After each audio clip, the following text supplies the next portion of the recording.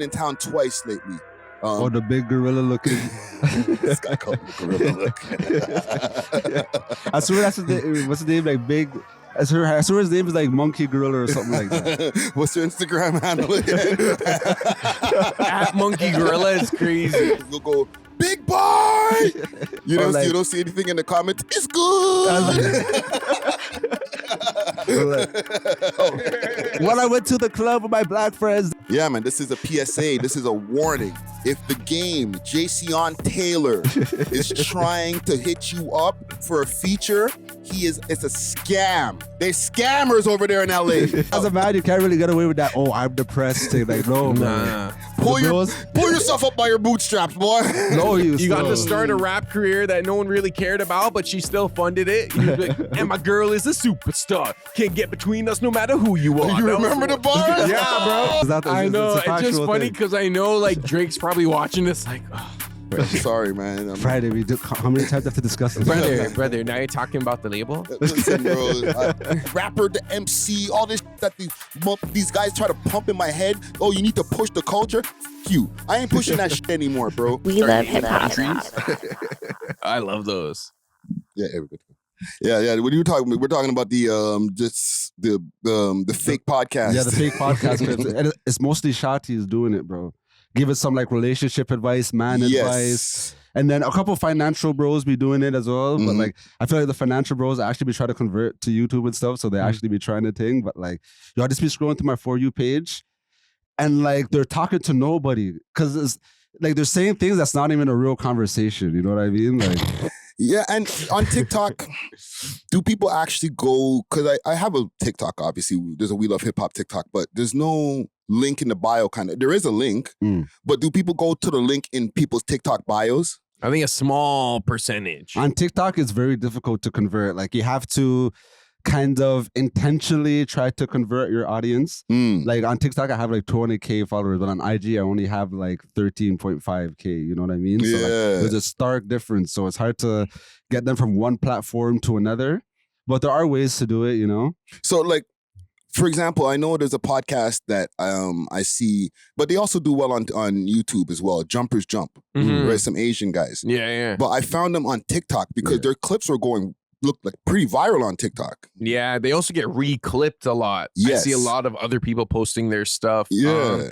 I would argue that they use TikTok to kind of elevate a little more, but they always had a solid YouTube foundation. I think maybe before the TikTok even, but there were YouTubers that turned into TikTokers, that type of thing. Yeah, and if you're viral enough and your target listener, your target listener is a podcast viewer, they're gonna eventually check you out because they're like, oh, I love all their clips. Like, let me just watch their episode. And they put the timestamp in their videos, in their TikToks. They'll be like, oh, in the full interview, this is at 1 hour, 5 minutes. Or whatever, you know? I was gonna say as well, like when you go viral, that does convert a lot. You know what I mean? Because on TikTok, I have beer mixes that went viral and it did convert to my SoundCloud. So like my SoundCloud has been going crazy, you know what I mean, for like I'd say the past year now, you know what I mean? So I've been trying to just drop more mixes on there and stuff. But yeah, so I feel like when you do get viral clips, even as a business, if you have like your business and your link or whatever and you have like a 1-2 viral clip, like you will get beer sales off it.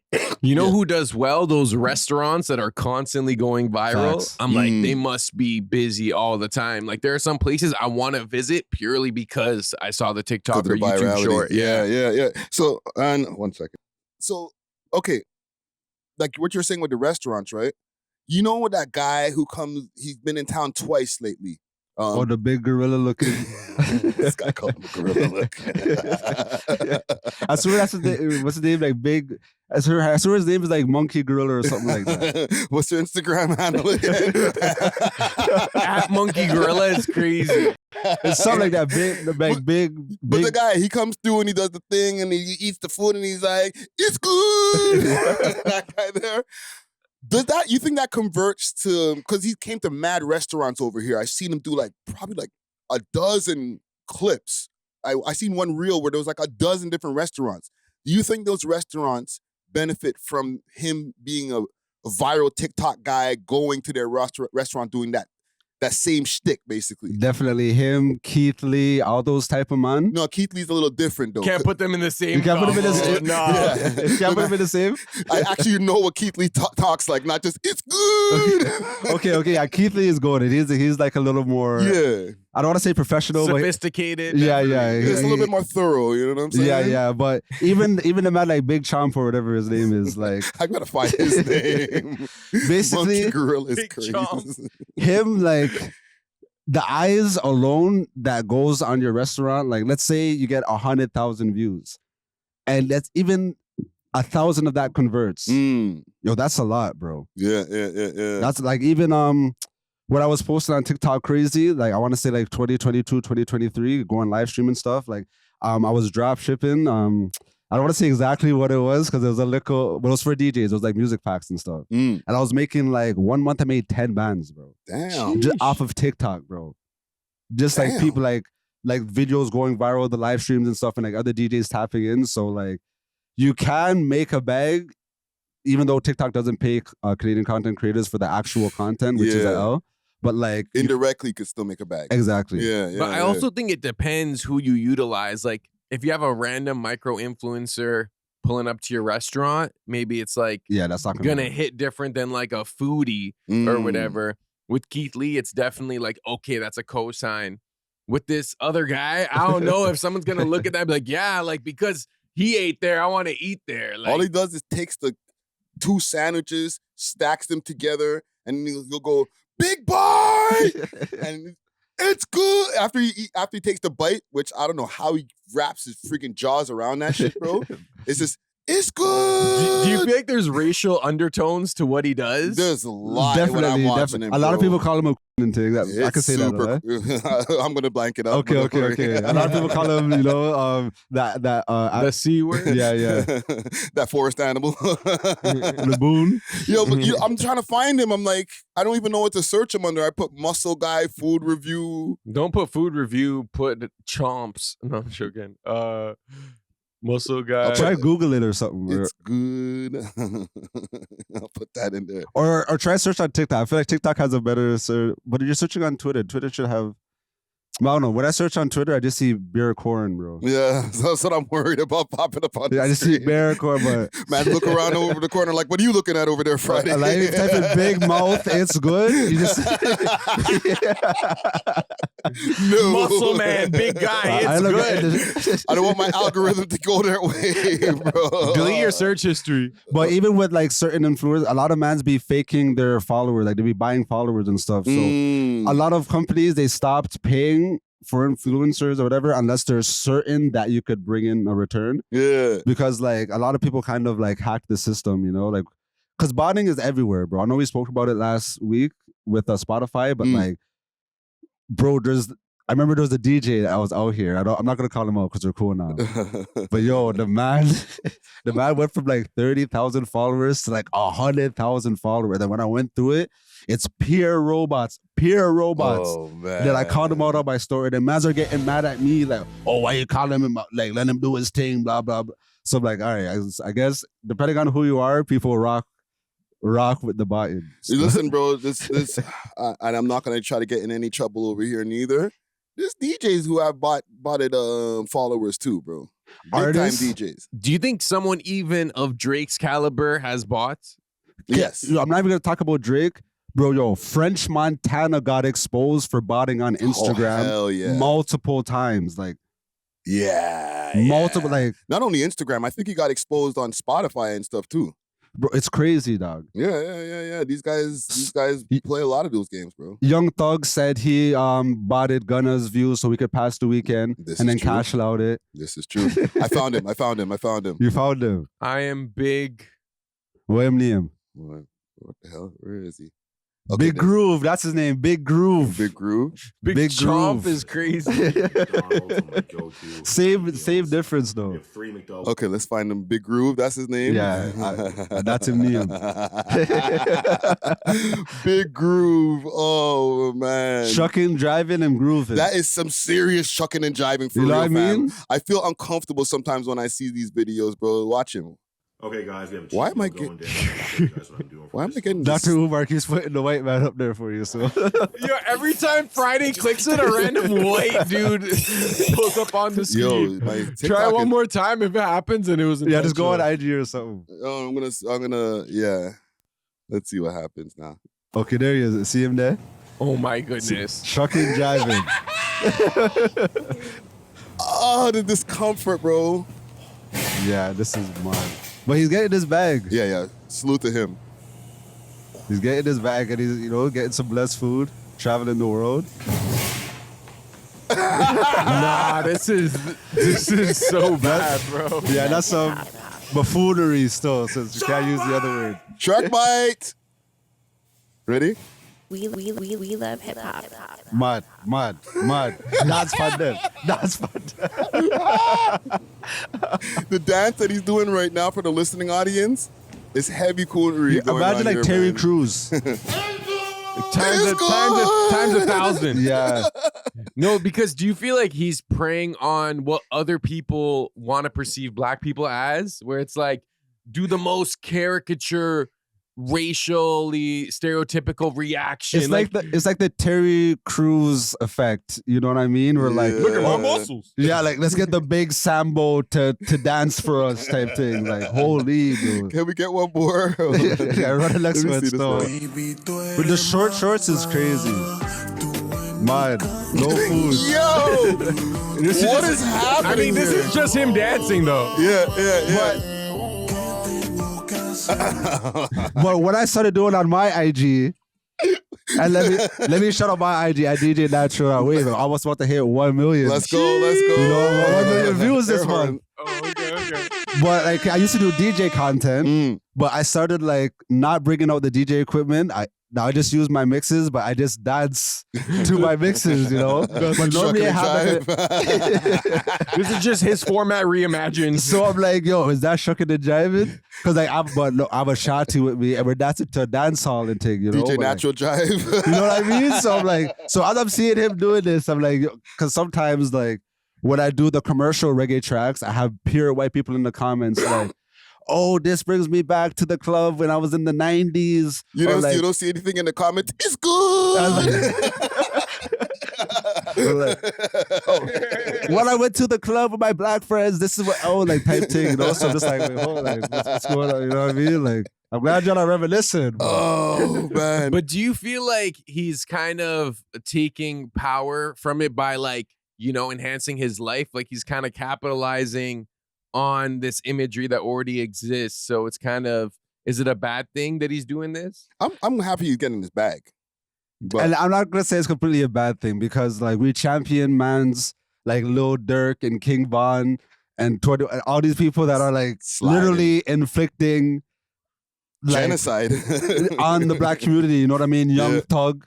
You know what I mean? Yeah, so like the man's eating, yamming some food and dancing. You know what I mean? So on the scale of harm to the black community, I don't think this is like breaking any meters. It's a what they do? You know what I mean? It's one of those. Okay, I got an actual pre-topic for us here, man. The game is back. All right.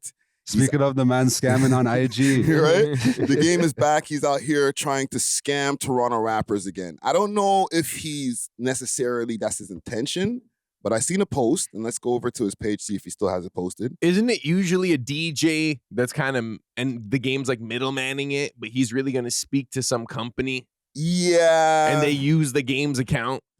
That's what was the rumor that was happening before, because it wasn't only the game. It was like Jadakiss. And just to give some context to what Czar's talking about, and he took the post down, by the way.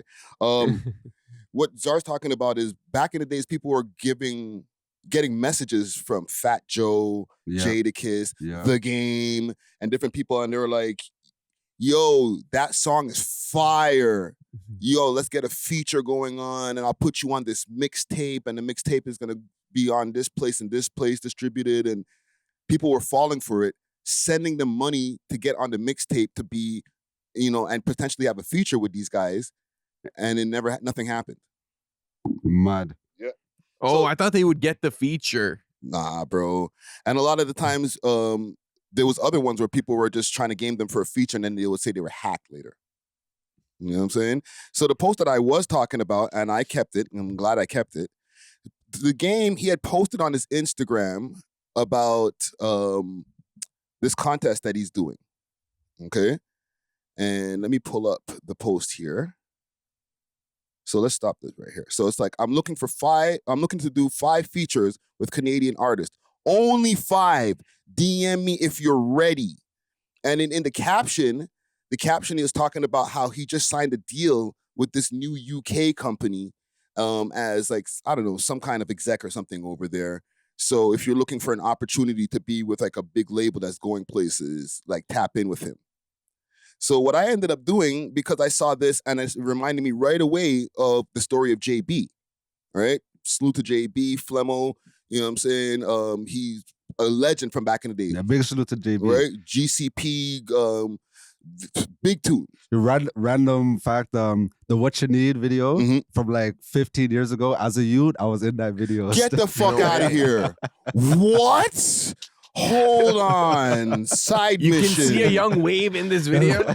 Side mission. Yeah, shout out my pops because we grew up in Flemo before we moved to Malvern, you know? My God. Do you know the timestamp? I don't remember the exact time, but like it's a few parts. So like, I'm just showing you in a huge t-shirt still. Sorry, viewing audience. I'm gonna show you all the clip on the top because we're gonna have to cut this for the YouTube. You heard what I'm saying? Hold on. Before we even get to your part, what was happening that day in the hood when this video is playing, bro? You were there. Yo, it was crazy, bro. Like, basically, it was kind of like a block hole at first, you know what I mean? Like, they had the basketball game going on. Like, everyone on the hood was out. Beer barbecues going on. Like, all the man them, the girl them were out. Wow. Remember, they had the bikes out and stuff, too. Like, it was lit. I just remember, like, everyone was in, like, the black T-shirts, What You Need, the JB, GCP. Yeah. Like, it just felt like that era, you know what I mean? Like early 2000s type, you know? Like, yo, like you won't get that back type thing, you know? Bro, the fact, and I don't know, we'll find it somewhere in the video, the fact that somebody was in that video is over here and it's on my podcast is what the host, bro.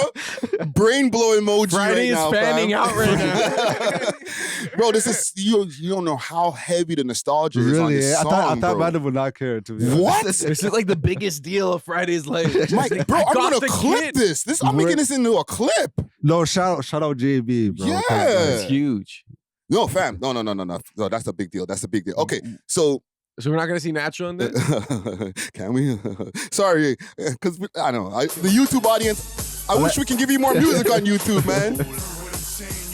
We love hip-hop. Friday's watched this video a million times. Yo, fam. On TV. No, fam, that's like much music, all that. Find it still and I'll send it to you. Is that you? There's Natural. No. Okay, we'll find it later. I'll find it still and I'll send it to you. Okay. Sorry, listening audience, y'all got the super music bed sidetrack, but back to all so over here on the YouTube audience. So the story is that the game, he had the song with JB called Fire in Your Eyes back in the days. He did the feature. JB said at the time when he first did the interview with us, like years ago, like episode 18 I'm talking about, right? The man said that he gave the man 30 stacks to do the feature, but he couldn't do the music video. He ended up having to leave. This is when the game was in Canada. He was touring with the game, okay? Next thing you know what? I'll play what JB said. I'll play what he said. Or to try to get him out of his 30 at bads. Yeah. Holy, bro. I think I'm in. This is the tune. Yeah, I'm addicted to slugs. I can tell by your pearl handle. You know how to treat a thug. I see the fire in your eyes every time we hug. Well, this is and I know classic. sometimes you just want to be rubbed. I'm in. Crazy. Yeah. Video. Well, there's a feature on it, the game. Yeah. But the video, no game. No game. Right? Salute to JB. Also, I Facts. want to bring a little bit of hip-hop history to this as well, okay? I'm listening to this. It might have been the California Republic or Confidential or whatever the name of the mixtape is. Yeah. I'm bumping this shit in the whip, doing my thing. You know what I'm saying? Like as one of the fans came and told you.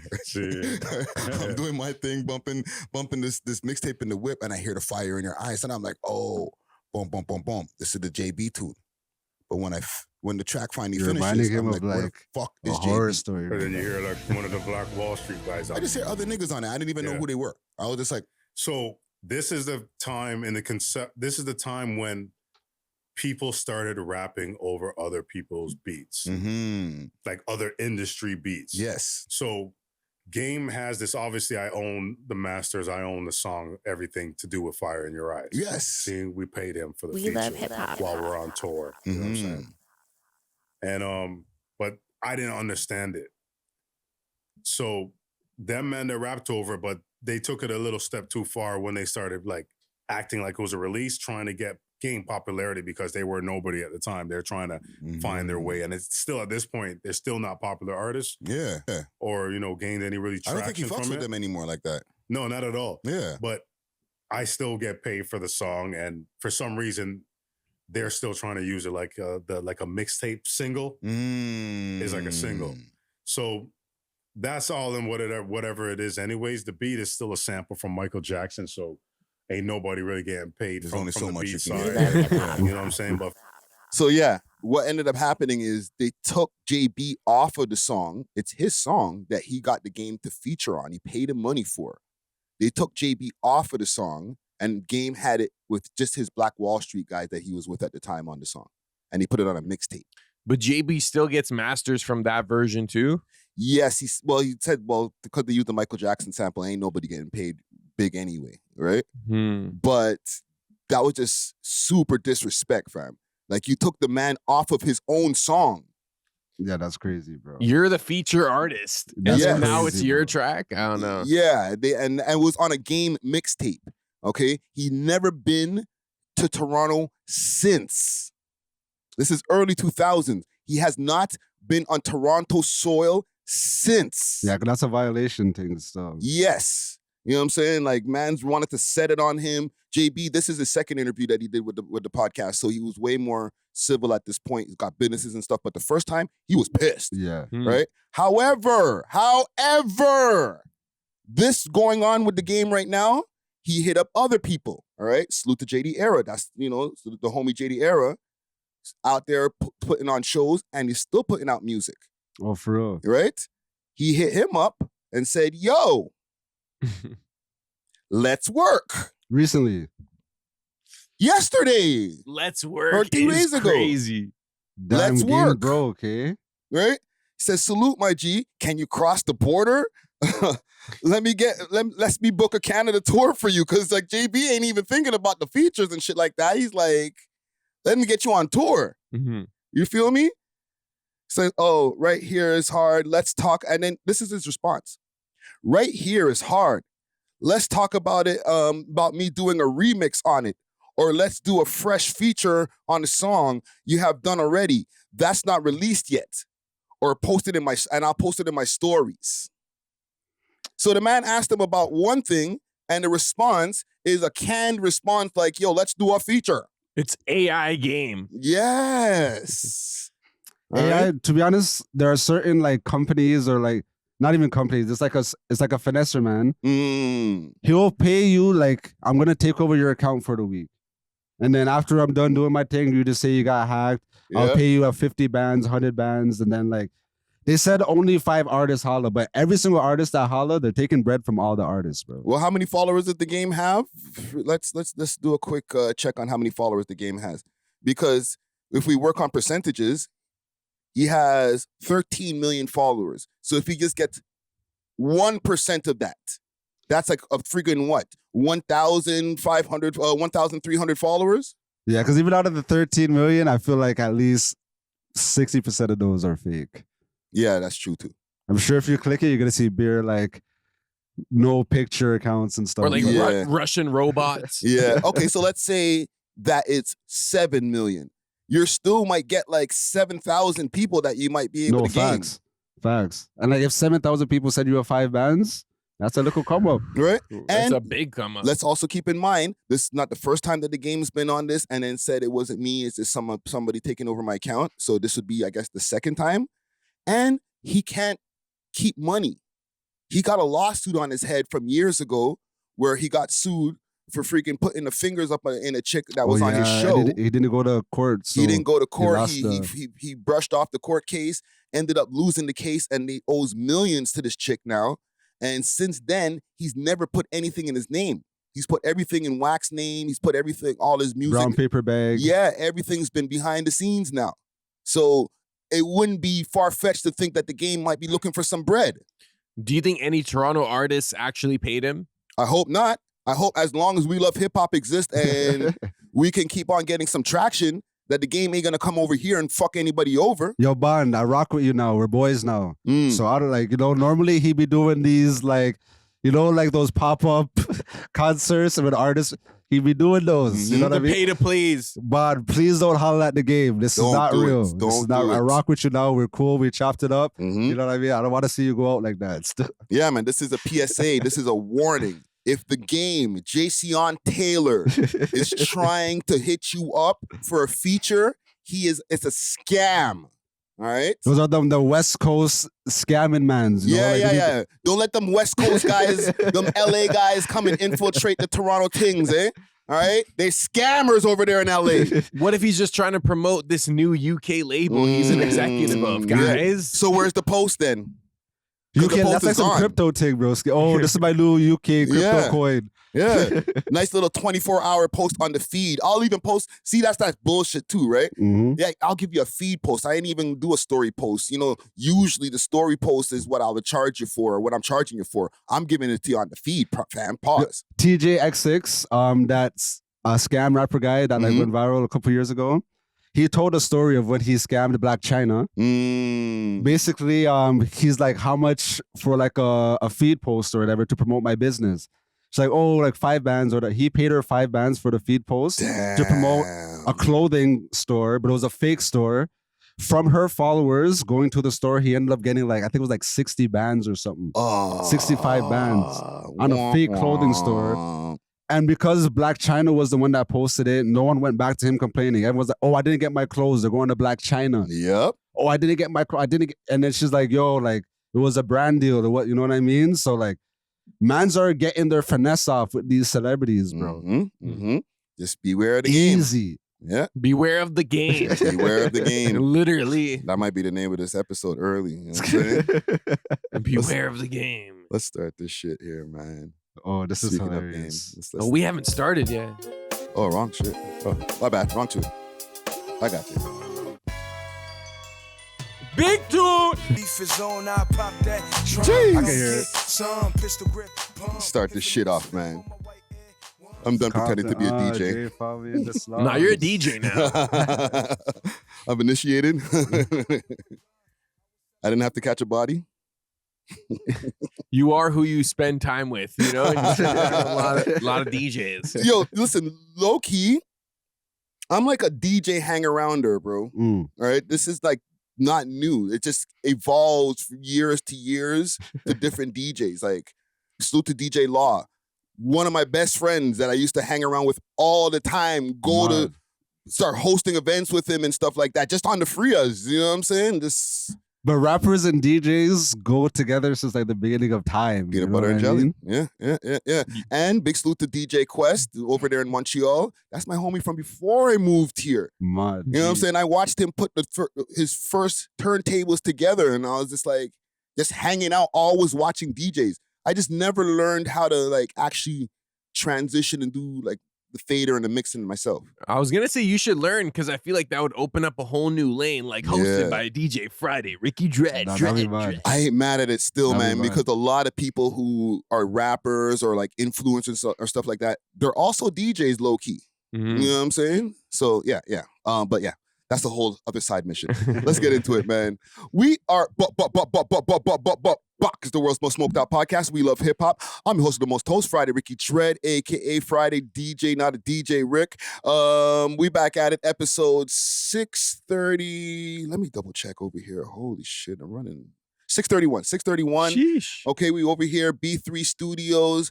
We got back in the building. Welcome back, brother. Welcome back. Welcome back. I missed an episode. Right? The Turkish Thrill. Okay, the DJ extraordinaire. You know what I'm saying? They say you have to take a pot off because like you got a little too Zarly Kirkish. Oh shit! Yes, our resident political expert as well. I had to give the pot a breather. Right? He might lean a little right. You never know. Right? DJ Czar in the motherfucking building. Let's go, man. Yes, sir. Yes, sir. DJ Czar, aka Burrow Sound, aka Young Shawarma, aka Cheeseburger, aka Zarly Kirk. Back at it like a crack addict. Yes, sir. Yes, Had to lay low when the Pretentious Diaries called me out for, being conservative. Yeah, put you into a little depression for a second. I'm joking. Nah, shout out them still. No, man. No, yeah, shout salute out them. to them, That was man. a good episode, actually. Yeah, man. That was fun, man. And we got back at it over here. Okay, social media engineer extraordinaire. Okay. Also, fashion expert extraordinaire. You might see him pop up in anything on the runway, bro. Fashion. You know what I'm saying? DJ Natural Wave in the motherfucking building. Let's go, man. Hide your wife, hide your shot. No shotty is safe. No shotty is safe. I love the comment section saying there should be like a shotty mention section for Natural. I'm gonna make a graphic just now, bro, just in the corner. I knew the shotty and then it's boom. Shotty stories. Right? I have a quick little man. Oh, and also salute to Dusty Wallace. Dusty Wallace is out there in the world. Family things is going on. So salute to him. And, low key, there's like the first snowfall that's going on right now, just like impromptu, right? So it's a little dicey on the road. Mad early. Yeah. A lot of snow. Yeah, but not too bad where it's like we can't get on the roads type shit. So shit, we over here, man. We over here. Is there any aspect of snow you guys enjoy or not really? Not really. I think winter is beautiful. Like when I'm inside the crib looking outside, you know what I mean? When the snow falls and all that stuff is going in, I get in the holiday spirit, run my Christmas through, like that's a vibe. But as soon as I have to step outside, then I'm not rocking with it at all still. It was more when I'm a kid, like, all right, cool, I get to go make a snowman or some shit like that. But now I don't give a shit, bro. As soon as I look at the snow, I get depressed, bro.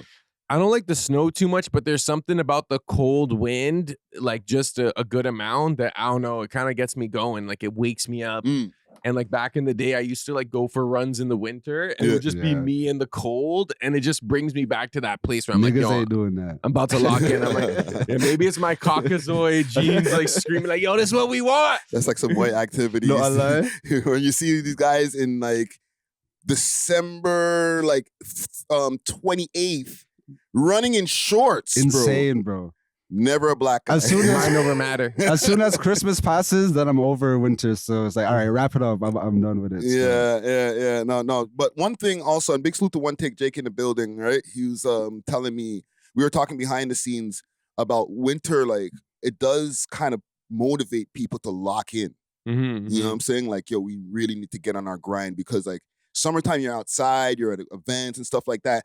Yeah, you're trying to, go big for the summer. But winter is like when you're really on the grind. You know what I'm saying? It depends. For some people, like the seasonal depression hits. Yes. Like people who are broke during the winter, like it's even worse now. You know what I mean? Because like, okay, in summertime, you might be able to go for a walk. You know what I mean? Distract yourself. You know what I mean? But like, there's no distracting yourself in the winter. It's like, you're broke and like there's nothing you could do about it right now. Locked in a snowstorm. And it's like it's hard to lock in when you're already broke. It's like you can't go out and mow no lawns. Maybe you can shovel some snow, you know what I mean? But like it's a little harder to get motivated, you know what I mean? Yeah. Just wait till the winter passes. I say like if you're broke during the winter, just like catch up on sleep. 4 months, bro? Under the covers for 4 months, yo, I've seen them do it still. I do not recommend it. You're not gonna have a crib anymore. No, bro. facts, you gotta lock in. I've seen them like wake up. Their whole livelihoods. Their whole livelihoods. Like, man's are like, oh, it's dark outside again. Just turn over in your covers, bro. No, bro. I feel like as a man, you can't really get away with that. Oh, I'm depressed thing. Like, no, nah. Pull yourself up by your bootstraps, boy. No, you have to. Literally. Sometimes you just have to regulate yourself. Like, dog. Like the bills have to get paid. Like. No matter how I'm feeling right now, like there are people depending on me. Like, okay, yo, say you lost your job and it's winter. How do you lock in? Like, okay, get some boots and go outside and go drop them resumes, nigga. Go Indeed, apply 100 jobs a day. Become a snow shoveler. 100 jobs, and you could. That's easy, bro. 100 jobs a day is light work. You could do that before lunch. Yeah, and do it before lunch. Don't do it at 4 a.m. They can see the timestamp on when you sent your resume in. I've definitely done the 4 a.m. ones where it's like I'm up at night, like I'm turned, and I'm like, let me apply these jobs. They're judging you. When they see the timestamp, they knew you were turned and they're judging you. Okay? 9 a.m., send out all those resumes, bro. You know what I'm saying? Let the people know I'm really serious about getting a job. So how long are we allowed to hibernate before that job period? 0 days. I'd say like 3-4 days max. But to be honest, like the way how I am, I can't hibernate comfortably if I'm broke. Like, my mind cannot get off the fact that I'm broke. Like I have to do something about it, you know? I can't just like lay down in the bed and like, you know what I mean? I don't know why I just seen this vision of Czar pulling his pockets in the pocket. You know when you do the pocket things and there's like pure lint. It's a slit. Then he goes and looks out the window and he sees a snowstorm and it just closes the blinds again. Let me make a beat. Let me edit some video. But yeah, goes and lies down in the bed. It goes deep under the covers. I do commercials. Take some naps. Literally, yeah, actually last January. You know what I mean? Like, I ended up losing my job like in December on like some, like they actually bond-minded me. And then like, to find a job out here is crazy, you know? Thank God, I ended up finding a better job, you know what I mean? So like, it was kind of a blessing in disguise. But in that interim, it was crazy. Like and I had to pay my rent and stuff. And Christmas is coming up. Bro, Christmas, holidays, all that stuff. So wait, this wasn't last January, this was the January before. Because like this last January, I was at the Cartel concert. So I wasn't broke, you know, I was up. But the last January, I remember I was super destitute.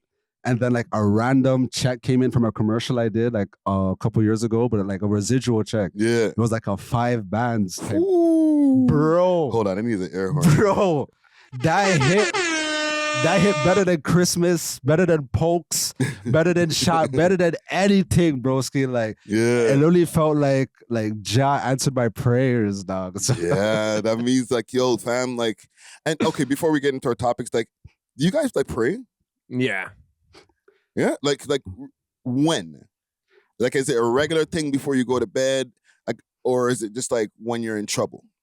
I pray throughout the day, like in my head, and then like serious prayers, like bedside, like those are like for the nighttime or the morning time still. Yeah, I don't do like traditional prayers, like blah blah blah, then amen and stuff. Now I lay my down to sleep. You know what I mean? Like, yeah. But I do have conversations with God. You know what I mean? Sometimes I say Jah or whatever, but like sometimes when things are going blessed, I just feel like, yo, Jah, you doing your big one right now. I'm like, yo, whatever you're doing, let's keep it going. Like, thank you for everything, you know? That's good. So like when things are going good, you're like, yo, praise you. Praise yeah. I'm like, yo, right now we're working in tandem. Things are going blessed. But when things aren't going well, I just feel like, yo, God, what's going on right now?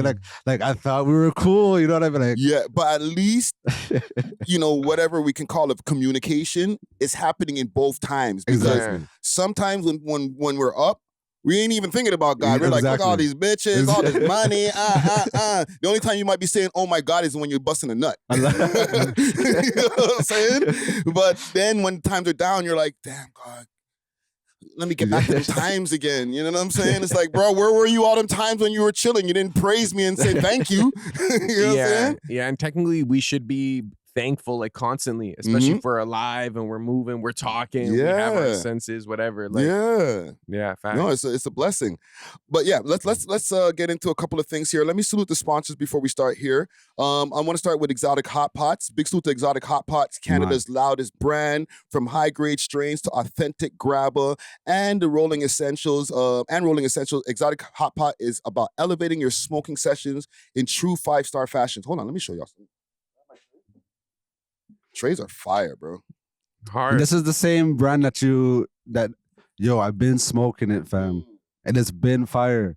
shared it with some people. They said it was fire as well, you know? Yeah. Here's an empty bag. I took the thing out the bag, but the bags be crazy. Yeah. No, the packaging is mud too. Yeah. Hit them up on their Instagram page. That's Exotic Hot Pots. All right. Let them know that We Love Hip Hop Boys sent you. You might get a little discount, you know what I mean? Also, my bad. Big salute to Road Ready Detailing, 750 Oakdale Road, Unit 66. All right, if you want to go get yourself some tints, ceramics, wraps, anything like that, all right, go check out the boy Dusty's over there. Him and those guys are doing great work on some of those cars, bro. Sometimes some of those cars that I've seen like in like some of their clips come in nasty, bro. And they come out looking like brand new and smelling new and shit like that. So, and they have the baby mama deal, right? Yes. So man, them just make your shawty bring the car over. Yes. That way, that's the hack right there. You know what I mean? Get your shorty to bring the car, get yourself a discount. Again, that's 750 Oakdale Road. You're gonna say something? No, isn't that only on Mondays? Okay, I'm not sure. Imagine you send your BM on a Tuesday and that's like, well, I can't say no to a baby mother. You might have a line of baby mamas around the corner on a Monday. You know what I'm saying? But hit them up, Toronto Road Ready Detailing on Instagram. And also let them know that We Love Hip Hop Boys sent you over there. You know what I'm saying? Oh, and there's Toronto Road Ready Detailing.com is their website as well. Gentlemen, how y'all weeks been? Before we get into our topics. They've been good. I DJ'd a Nigerian party yesterday. Interesting. Mud. Which was amazing. Was it just a regular party or a wedding? It was a birthday party. A birthday party? For a doctor. Because I've seen they're throwing money, and I know that normally do that at weddings. They do that at birthdays as well. I guess, bro. And that's what I was going to touch on, bro. The way these guys throw money is elite. Where are they throwing the money? At each other, at the floor, at the keyboard player. I got a couple, throws. They had a live band too. Okay. And they take money pull-ups to like the 10th power, bro. Really? Like it's crazy. Like, okay, you know how in the West, like if you're throwing money, like, you'll throw it like this. Yeah. They walk around like this and just like casually like just they give put it on you. Yeah. What? And then it'll either end up on the floor or like you hold it tight. Yo, fam, I'm baffled right now. Everyone's doing this, and it's like, to me, this is like some like ancient royalty type of vibe. Yeah. Like the way they were moving about it. And so this one doctor, he had 5 kids, all doctors.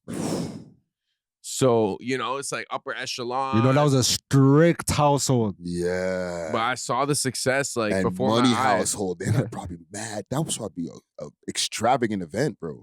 It was essentially because of the venue, and they had a lot of different vendors.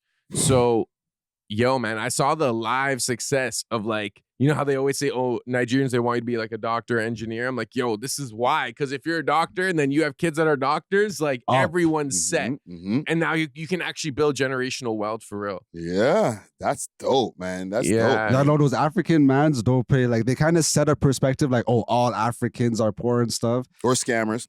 Okay, put the shawty counter on. I was dating this shawty when I was in uni, right? Bro, she went to UFT or whatever, right? And then like there's enough African mans that went there. I went to Glendon or whatever, enough African mans that went there as well. Yo, the way they're spending on the gyal them, like I had to find other ways to get shawties because these mans are like, even their friends, like on some platonic thing, if they're going out with a woman, they're taking care of the bill, even if like they're not even hitting or nothing. Yeah, bro. that's why a lot of like the Western women or whatever, they'll be like, "Oh, them Nigerian men are tricks." Yeah, but it's. I don't even think that they look at it as tricking. They're just like, this is just our culture. Like we're just generous. It's like super chivalry type things. Where like y'all freaking devilish demon bitches are taking advantage of our regular chivalry or our generosity or hospitality that we have and calling us tricks. That's not us, because I'm Ghanaian. Yeah, because enough of them.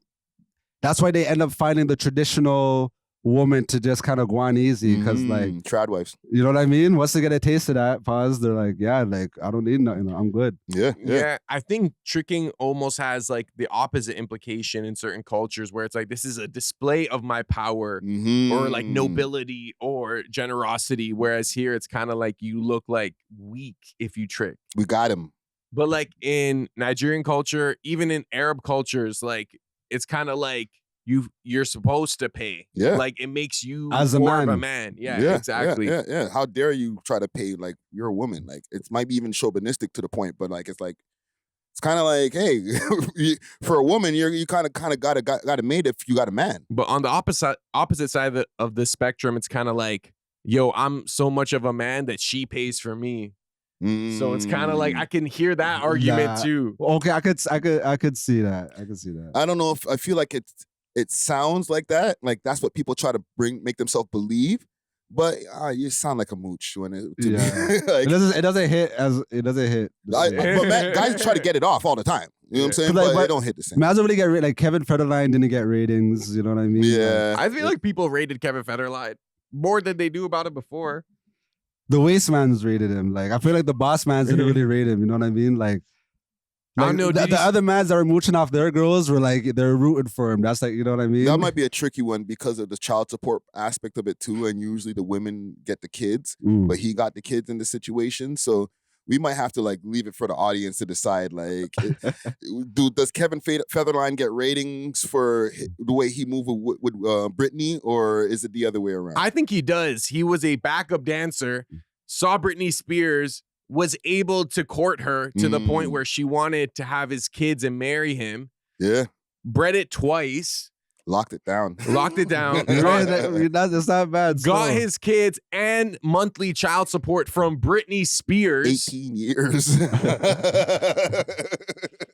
That's kind of a W. You got to start a rap career that no one really cared about, but she still funded it. Like, and my girl is a superstar. Can't get between us no matter who you are. You remember the bars? Yeah, bro. Oh, shit. Make you lose control. We see, case in point, these are the mans that were rating him. I'm joking. No, but as like, I don't know how old I was, maybe like 9 or 10, like white boy. I'm like, yo, I kind of look like Kevin Federline when I shake my head a little bit. You're the first person I ever met that could recite the Kevin Federline bars. That's crazy. Ever in my life, bro. He had music lose control, and he had another song called America's Most Wanted. I didn't even know the first one. I didn't even know he dropped tracks. No, he had a music video. He had like a white suit on in the video, and he's dancing around. Yeah. I ain't even gonna play it. That is mod. Natural. We're taking long to get to the topic, but fuck it, we potted, man. What was your week like, man? Okay, I'll make it quick. Omega Mighty, shout out to her, Hawaii Mighty's sister. She had an album release, and then so she invited me out. You know, so I went out. It was at the Drake Hotel. It was actually my close to the crib, so that was blessed. And yo, I want to say big up to her because the performance was actually dope. Like she had backup dancers. Her choreography was amazing. She's a choreographer. Oh, she's a choreographer. Okay, Yes. it makes sense. Because like as she's performing, she's hitting the dance moves and like it aligns with the music. The backup dancers are beautiful. She looked, I mean, I'm not gonna go too crazy because she has a husband and things, but she's up there, bro. She's up there looking like a whole snack, like looking like the whole entree and things. Her husband's outfit, leaning closer to the screen now. He's like, I'm not gonna go there, but she was looking like an entree. bro, like her outfit was on point. So whoever designed that was lit. So I just want to say a shout out to her because the show was actually mad. No, I don't expect that from like Toronto artists, you know? Yeah, man. The whole family's dope. No, yeah, the whole family's dope. Shout out Hawaii Mighty as well. Hawaii Mighty was wearing like this like vest, but like nothing under it. You know what I mean? Holy shit! But like, cause Hawaii Mighty, she's beautiful as well. But like sometimes sometimes the way she presents, I'm like, can I holler at her or like you can't? No. She's not into guys. Oh, she's not. Okay, no. We had a whole interview. We spoke about it. Oh, for real? Yeah. She's not, so I feel like that's not stopping Natural. I don't know. Natural's like, he didn't seem that convinced. I can bring you back. That's like or like an obstacle. And then, but I went to shout out Hawaii Mighty. She's a legend as well. Yeah. I don't want to like reduce her just to her. No, she's actually a legend as well. I went to Libertine last night. My boy was DJing, and then someone actually recognized me from the pod. Yeah, you know what I mean? And, so we were vibing a little bit.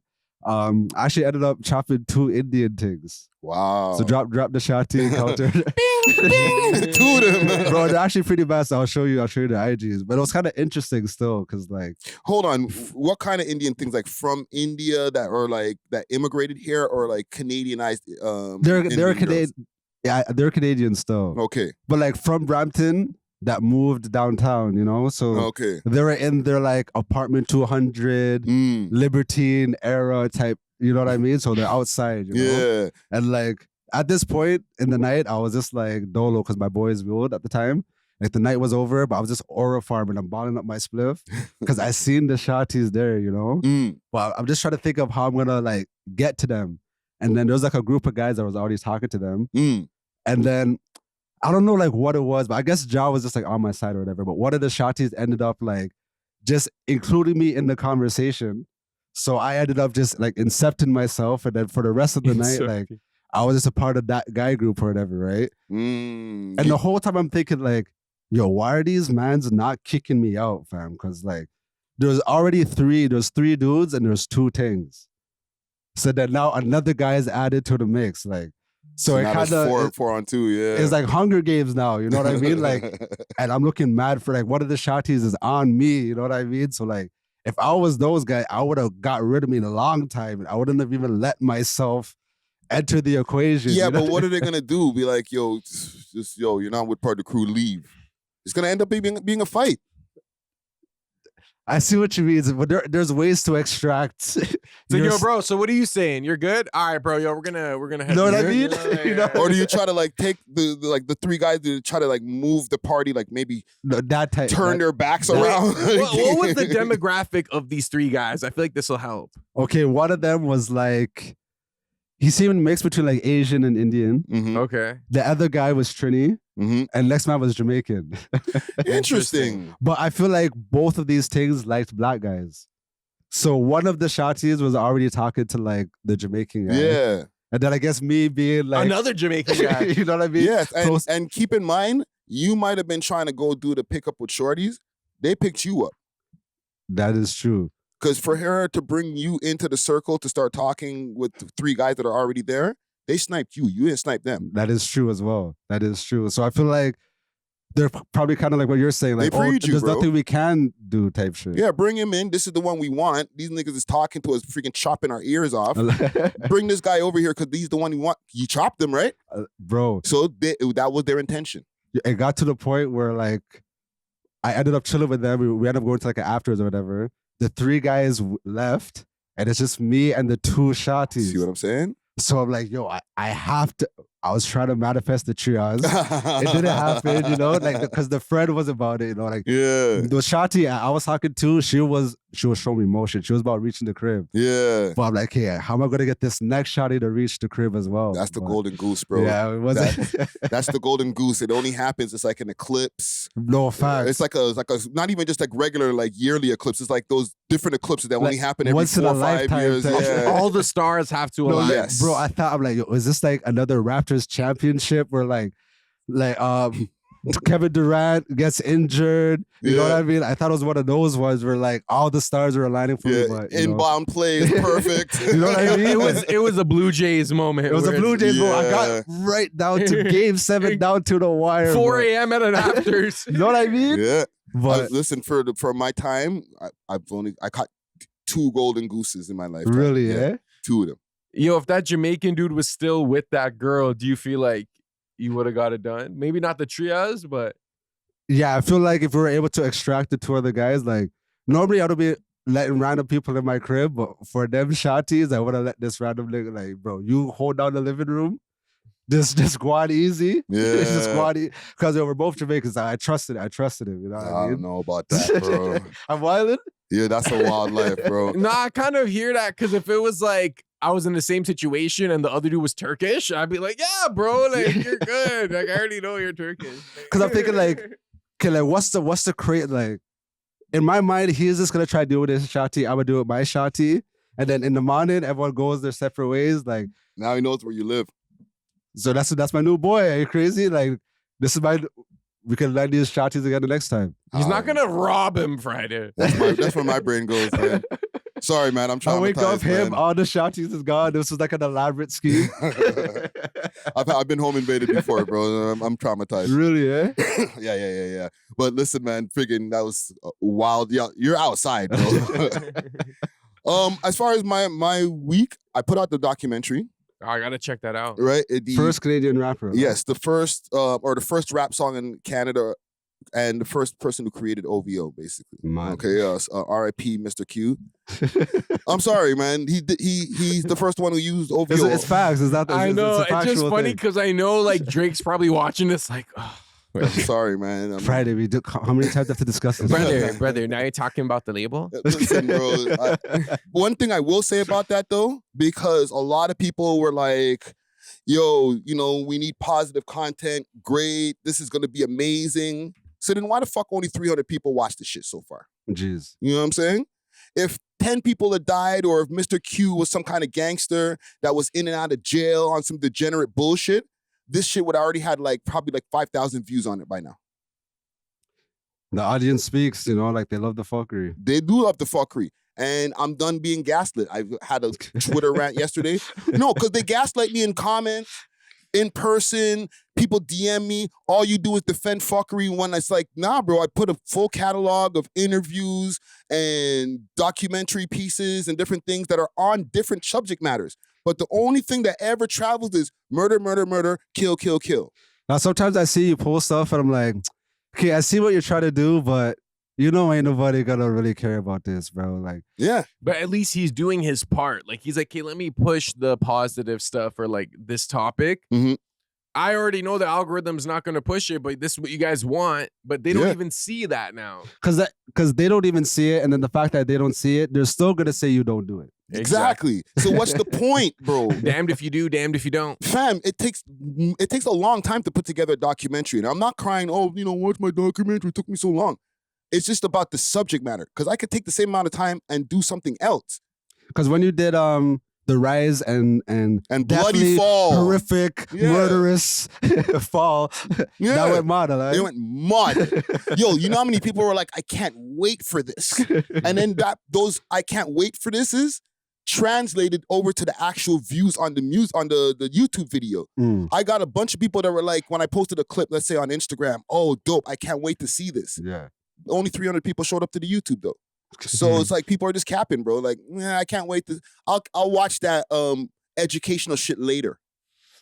You know what I think it is too? I think the algorithm, when you do like these like borderline true crime, like hip hop stories, it pushes it not only to a Toronto hip hop audience, but just true crime in general. And I think that's where you're gonna get a lot of new viewers who like maybe they don't know about the Toronto scene, but they're always down to hear about like a homicide. So like the Six Tales and those channels, all their videos do mod 80,000 and up, and like, they're well done, and they're very like entertaining.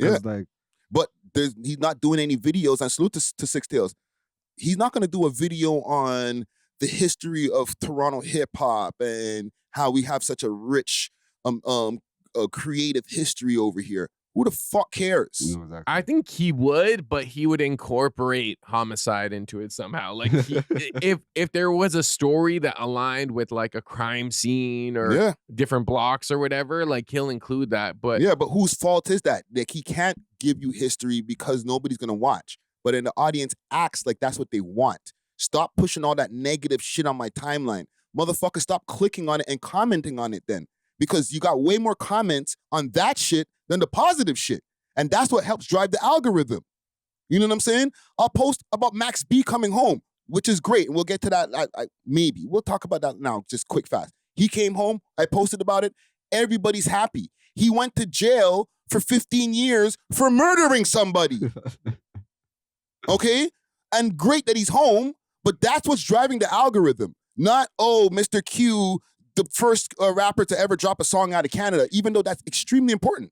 Is that what's driving the algorithm, or is that like a cultural appeal where it's like, oh, he did 15 years for an M and now he's out? We rate that. The culture is the quote unquote, the culture is supposed to be hip hop, beats, rhymes, graffiti, breakdance, all of those different things, the rapper, the MC, all this shit that these guys try to pump in my head. Oh, you need to push the culture? Fuck you. I ain't pushing that shit anymore, bro. Yeah, because respectfully to... It's only murder, murder, murder, kill, kill, kill moving forward, bro. What's his name, Mr. Q? Yes. Respectfully, Mr. Q, but like, that name is not gonna gravitate an audience. We know Q from Roadstar, we know Don Q, but like, and even the first Canadian rapper, like, we don't even care about the Canadian rappers now. You know what I mean? Like, it's an important story. And listen, Friday spent like a month doing this, and you're just like, we don't even care about it, bro. Bro, I interviewed his son. For real, eh? Yes, it's part of the piece. It's the first time that I did a documentary piece where I incorporated interviews that I did with people that were like either directly connected to the person, like his son, Big Salute to Mac Million, or like DJ Ron Nelson, who was like the first person to like play the record here in Canada. Is Mr. Q still alive? No, he passed away back in 2021, if I'm not mistaken. You should have like incorporated that a little bit into the. Yeah, but it's there. But he didn't pass away from wild gun violence. No, that is true. You know what I'm saying? Yeah, you know, R.I.P. to Mr. Q. He passed due to the Ovid, as you say, right? Oh, okay. But like, and that's questionable. But whatever. If he was like into some gangster shit, I guarantee right now the shit would be sitting at probably like 6,000 views on the way to 10. Yeah. So I don't know whose fault that is. It's not my fault because I'm giving y'all what you say you want. But we've been thinking like if mans did like a documentary on like Grandmaster Flash and those mans, like I don't think mans are rushing towards that. Like say say, oh, for my next live stream, we're just going to focus on the Furious 5. No, they're not dumb like that. They don't let their audience gaslight them like my stupid ass. You know what I'm saying? Even like salute to Jake. We were talking off camera about that too. Like who would be like the equivalent of like what we are over here? And it's like we're kind of a combination because like I do the live streams and then we're podding, right? So it's like No Jumper and academics. And Jake, you're like, yo, what's the most positive, like what's the positive content? What was the question that you asked? Ratio? Where's my character? On like No Jumper, what's the most positive they do? Like what was it was like Let's go. No, talk to us. I don't even remember. It was like something about positivity, like does their channel, like what do those positive clips do in comparison to like the negative shit that they talk about? Oh, you don't even see them, yeah. They don't do any positive shit. They're not dumb, bro. That's why they want their money. I was laughing at the idea of acting, and we're going to focus on the Furious 5, how these gentlemen changed hip-hop in New York. Chat, I need you to tap in. Yeah. Like, it's just not... They don't talk about it, fam. Go from 10K live viewers to like 3K live viewers. It doesn't exist, fam. It's murder, kill, all the way through their whole pages. But when he's covering the Diddy trial or the King Von death, bro, he can go on vacation off of that. He literally went on vacation off of the Diddy trial, bro. Yeah, bro. I think we're driven by conflict in some ways, even as consumers, at least for like video content.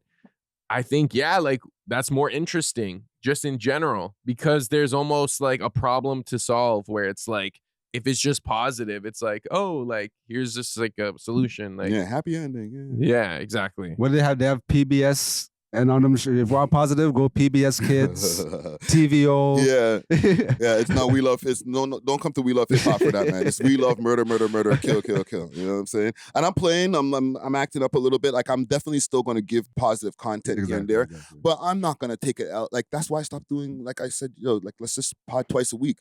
Because, like, I was literally taking an L every Thursday trying to be like, oh, let's do a one-on-one with, like, a positive artist. For, like, 200 views. I appreciate what you were trying to do, but it was just, like, I don't want to say... Be real, say it, bro. I don't want to say, like, a waste of time because... Like, it was a waste of time. But you're platforming up-and-coming artists. If they do happen to blow, then at least, like, you had the very first da-da-da. But like, and so that they don't. So when they blow up, they can switch and not come back like everybody else does, right? Like the rest of these artists that I put on for the first time. You know what I'm saying? That gave opportunities to where no other podcast out here would give them any interviews. Okay, had viral interviews with a lot of you guys who are acting like you're too Hollywood or I'm too negative to come back to. But just remember where you got your first shine from. Smiley. More of that, yeah. Roy Woods. Roy Woods ain't never been here. Oh, has it? Oh, no. Roy Woods has never been here? Not one time. Yo, that's crazy, bro. Right? They'd rather go get 170 views in 6 months on another channel. Sheesh. Anywho, let's get into some actual topics here. We've been talking for about an hour here, but it's good, man. It's good. But speaking of positive content, Canadian content, you watched Office Movers? I want to give a quick minute to give a shout out to Exotic Hot Pots, Canada's loudest brand. From high-grade strains to authentic grabber and all the rolling essentials, Exotic Hot Pots is about elevating your smoking session in true 5-star fashion. If you want delivery, make sure to hit them up on their Instagram page, Exotic Hot Pot, and let them know that the We Love Hip Hop crew sent you. Big salute to the sponsors. Cheer! Yes. You want to break it down real quick? Really quick, because nobody gets shot in there. So please, quickly. Incredible show. Drake was in it for a couple episodes. That dude McFly is a character in it. Drake was in a few episodes, not just one? Yeah, he was in 2, I think. Okay, I read that. And there's only 6 episodes. So my only complaint was that I wish there were more episodes. It's a short season. Yeah. Yeah. But they left so much room for growth and like character development. Had a lot of Canadian music. Like I heard Chaos, Northside Benji. Nice. They still had like that Canadian quirky humor that like borderline like corner gas, like Trailer Park Boys, like witty remarks, but it felt very Toronto. Yeah. And I wouldn't say it had the craziest like plot, but there is a storyline and it's funny. It's actually really funny. Let me ask you a quick question about the whole Toronto-ness of it, right?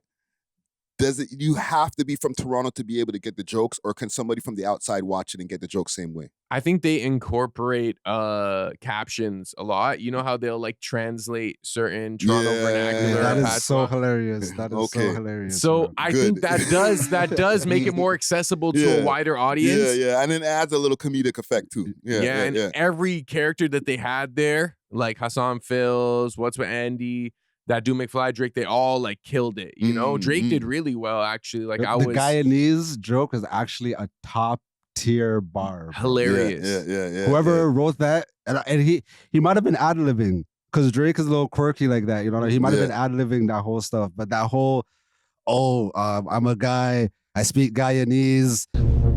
My right hand guy is a guy. Feel me?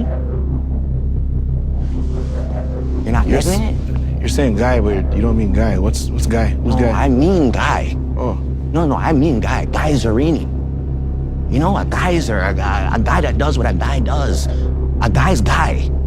A guy's guy? Yeah, Guy Lafleur. Guy Fieri. No? It's not making sense to you? Maybe I'm not even speaking English. I don't know. Maybe I'm speaking Guyanese. Bro. Yeah, that was Guy Lafleur. Guy Fieri. And also one more thing I want to say, when they incorporate Caribbean, like Trinity people, Jamaican people, Guyanese people, they use authentic accents. So I do want to shout them out for that. Because even when they go viral on their clips and stuff, a lot of people in the comments, they do respect the fact that they actually get like respectable accents and not just like the Hawaiian guy that sounds Jamaican, you know? Yeah. And what I liked about Drake's involvement was it wasn't just a cameo. He is very much a character in the story. He's a recurring character. And he can be in further episodes like in season 3. And I definitely like think it's gonna get picked up for season 3. Hopefully, knock on wood, like I could see this going on for many, many seasons because they can always just create new storylines because of how funny the characters are. That only depends on how much he's involved with the whole picture, right? Because like they can't afford to keep on bringing Drake on for like he's busy. You know what I'm saying? Like you're gonna have to give him a big bag or let him invest in the company. But I don't think this is something they like had to beg Drake for. No. Well, I'm just saying, like, if you want to just keep him season after season, like, you know, Drake's just like a part of the cast, like, but how much money you got? You know, Drake was executive producer or something of Euphoria. Yeah. Top Boy as well. Yes. So you can work on the American shows. You can work on the London shows. All right, Toronto, we have something good going on here. It seems like Drake is like, what's the word I'm looking for? I guess like he's adding his little whatever to it. If he could actually invest in it and take it to the next level, then like that would be dope still. Yeah. It's good Canadian TV, man. I think it really has potential to be one of the best Canadian shows ever. Well, I'm glad he's out there giving cosigns, man. Sounds good, man. It's good for them. You're like, but what about us? Salute to Jay and Trey, man. Look out for Offers Movers. It's on your phone and on your TV right now. Put me in season 3, boys. Yeah, yes. Please. I would love to see you guys on something like that. Please. You know what I'm saying? Even myself, man. Shit. I feel like I'll even be a background character. There should be like an episode where like their rapper friend comes to do a pod or something, you know? Tycho pulls up to We Love Hip Hop. That would be hilarious. You're cooking right there. That would be hilarious. Still. You know? Let's make it happen, boys. Right? Answer them DMs. We'll be like, okay, sorry, no smoking. What do you mean no smoking? What do you mean not? That'd be hilarious. Yeah. Like Tycho. You know, they had like the echoes and stuff. So I can't bring my 50 man them in the room? Bro, they literally cannot fit. Like, don't give them no more on ideas? camera. Okay. No more on camera. No more on camera. Okay, I got some topics here. Okay. The way I have this titled, Having a Cop Dad. All right. There's an artist right now who's going viral for a bad reason. And I'm kind of conflicted on whether I want to ball out his name because I don't know if he wants this kind of publicity. But this is a post courtesy of T.TV. It says a Toronto rapper. The whole post shows his whole name. I know. So I may as well just say his name. His name is Goat Life, who recently been getting a buzz around the city, goes viral for new fans, dig up past legal troubles, right? So, cop who leaked the homicide.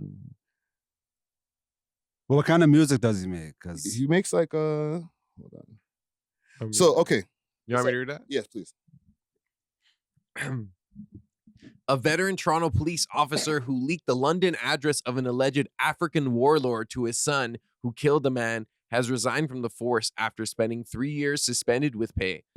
Detective Constable Trevor Gregory, 48, was given a 12-month conditional sentence, half of the time spent in house arrest, in November after pleading guilty to breach of trust by a public official for giving his son the address of Bill Horace, 44, who was gunned down inside the Southeast London home where he lived with his wife and 2 children on June 21st, 2020. Kieran Gregory, 24, initially was charged with second-degree murder, but he pleaded guilty to manslaughter in August and is serving a 10-year prison sentence. Oh, that's a lie. You want me to read all that? No. So Kieran, is that the rapper? I think he's the rapper. I'm just skimming through it here. Suspended from the force since he was charged in July 2020. The 4 charges: discreditable conduct, insubordination, breach of confidence, and corrupt practice have been stayed because Gregory has resigned effective May 1st, according to disciplinary documents obtained by the Free Press. Consequently, there's no longer jurisdiction in these matters. Hearings offer superintendent. And I'll read this last part here. Gregory was linked to his son's crimes through screenshots found on his son's cell phone, which inadvertently was left behind on a Portrait Lane home after the deadly home invasion. The photos showed pieces of paper which were his father's handwritten address for the son for his son's court the court heard. And it keeps going, eh? Yeah. Because what does that say? 80K stained. What's that comment? 80K stained and only getting back 20K is wild plus 10 years. So did this African warlord stain 80K from them, and then the son wanted to get back? So the cop leaked, I guess, doxed the warlord. Son got to get back, only got 20K back, and then got 10 years for it. And the kid's a rapper on top of that, bro. Like, I feel like that kind of adds to the lore still. That doesn't. Why would he be, like? What's bad about? Not what's bad about that, but like that's the thing, and that's the question I want to bring here. Okay, well, we can get into I'll dig into the case later on a live or something like that. But like, okay, your dad is implicit in the crime that you did or whatever. He got suspended from the force. You're a gangster rapper, and your dad's on the force. Is that an L or a W? Because like the way his dad is moving, his dad is kind of moving kind of gangster. No, I was about to say the way how his dad is moving, it's a W. So if his dad is like Paul Blart, Mall Cop, you know what I mean? Like snitching on everybody, all the members is gone because arrested bear demand them. Yeah, yeah. Like if it's like okay, like Justin Trudeau's son can't be coming on some gang rap. True. You know what I mean? True. But like Donald Trump's son, you know what I mean? Like, if you wanted to move a little crazy, you might be able to get it out. That's a little stretch of an analogy, but like, I feel just because his pops was moving a little shady. Moving kind of surdy. Yeah, moving surdy out here, so it kind of gives him some stripes. So. Yeah. I don't know, man. This is kind of conflicting because I see it from 2 different moral standards. Like, from one, cop, like, giving out, like, discreet information, private information, wrong. Yeah. L. Giving it to his son who, you know, caught a body because of the information, L, right? Yeah. But when we look at it from the musical culture lens, it's like corrupt cop, W. Yes. A guy getting his lick back for 80K stain, W. 80K. right? So you know what I'm saying? It depends on African your morals, warlord, man. like that sounds like a crazy lore, bro. Now I want to hear his shit, bro. That could be a movie, bro. Yeah. Yeah, but if you stained an African warlord and if he's super connected in Canada, good luck, bro. They're gonna do something to you, bro. Yeah, but I want to hear the music of the guy who stained the African warlord, bro. I don't care if his dad's a cop, bro. But now that I hear that his dad's a cop and he tried to help. Yeah, that's kind of now I want to hear this shit more, bro. That's my take on it. Like your dad got any raps too? Like yes, bro. And Pops got off easy. Yeah, he just got suspended, bro. Like people are getting murked. Yeah, man, basically orchestrated a hit, you know? Yeah. That's crazy, bro. Another conflicting aspect is like, okay, say you're a police officer and your son comes like, yo, someone just stole $80,000 from me, dad. Please, can you tell me his address? Like, I know you guys have the system. Like, yo, he stole $80,000 of my money, you know? Yeah, yeah. He ran off with $80K. Now you're looking like, okay, like, I don't want to get involved with this warlord. Like, you know, so he's not going to step in directly. Yeah. And he's like, but I guess giving the address is kind of like that's you're directly helping him. You're promoting your son getting his get back. Yeah. But all they were able to prove was there was his address written with the father's handwriting. Yeah. So it could have been one of those ones where it's like, oh, hey, son, I'm just going to leave the room for a second. And I happen to have this document here that's signed by me and has the address on it. Don't look at it, but I'm going to step out the room real quick. Yeah. So, like, there's that plausible deniability. Maybe that's why he didn't get no jail time. I think he did that on purpose. He's like, I cannot send it to you. No, I'm joking. I don't know why he's acting. But, I must write it down. I'm reading here in the thing also, the widow of the person who passed away, children and siblings have launched a $750,000 wrongful death lawsuit against Trevor and Kiara Gregory, Toronto Police retired former Chief Saunders, and the Toronto Police Board, and 3 unnamed men.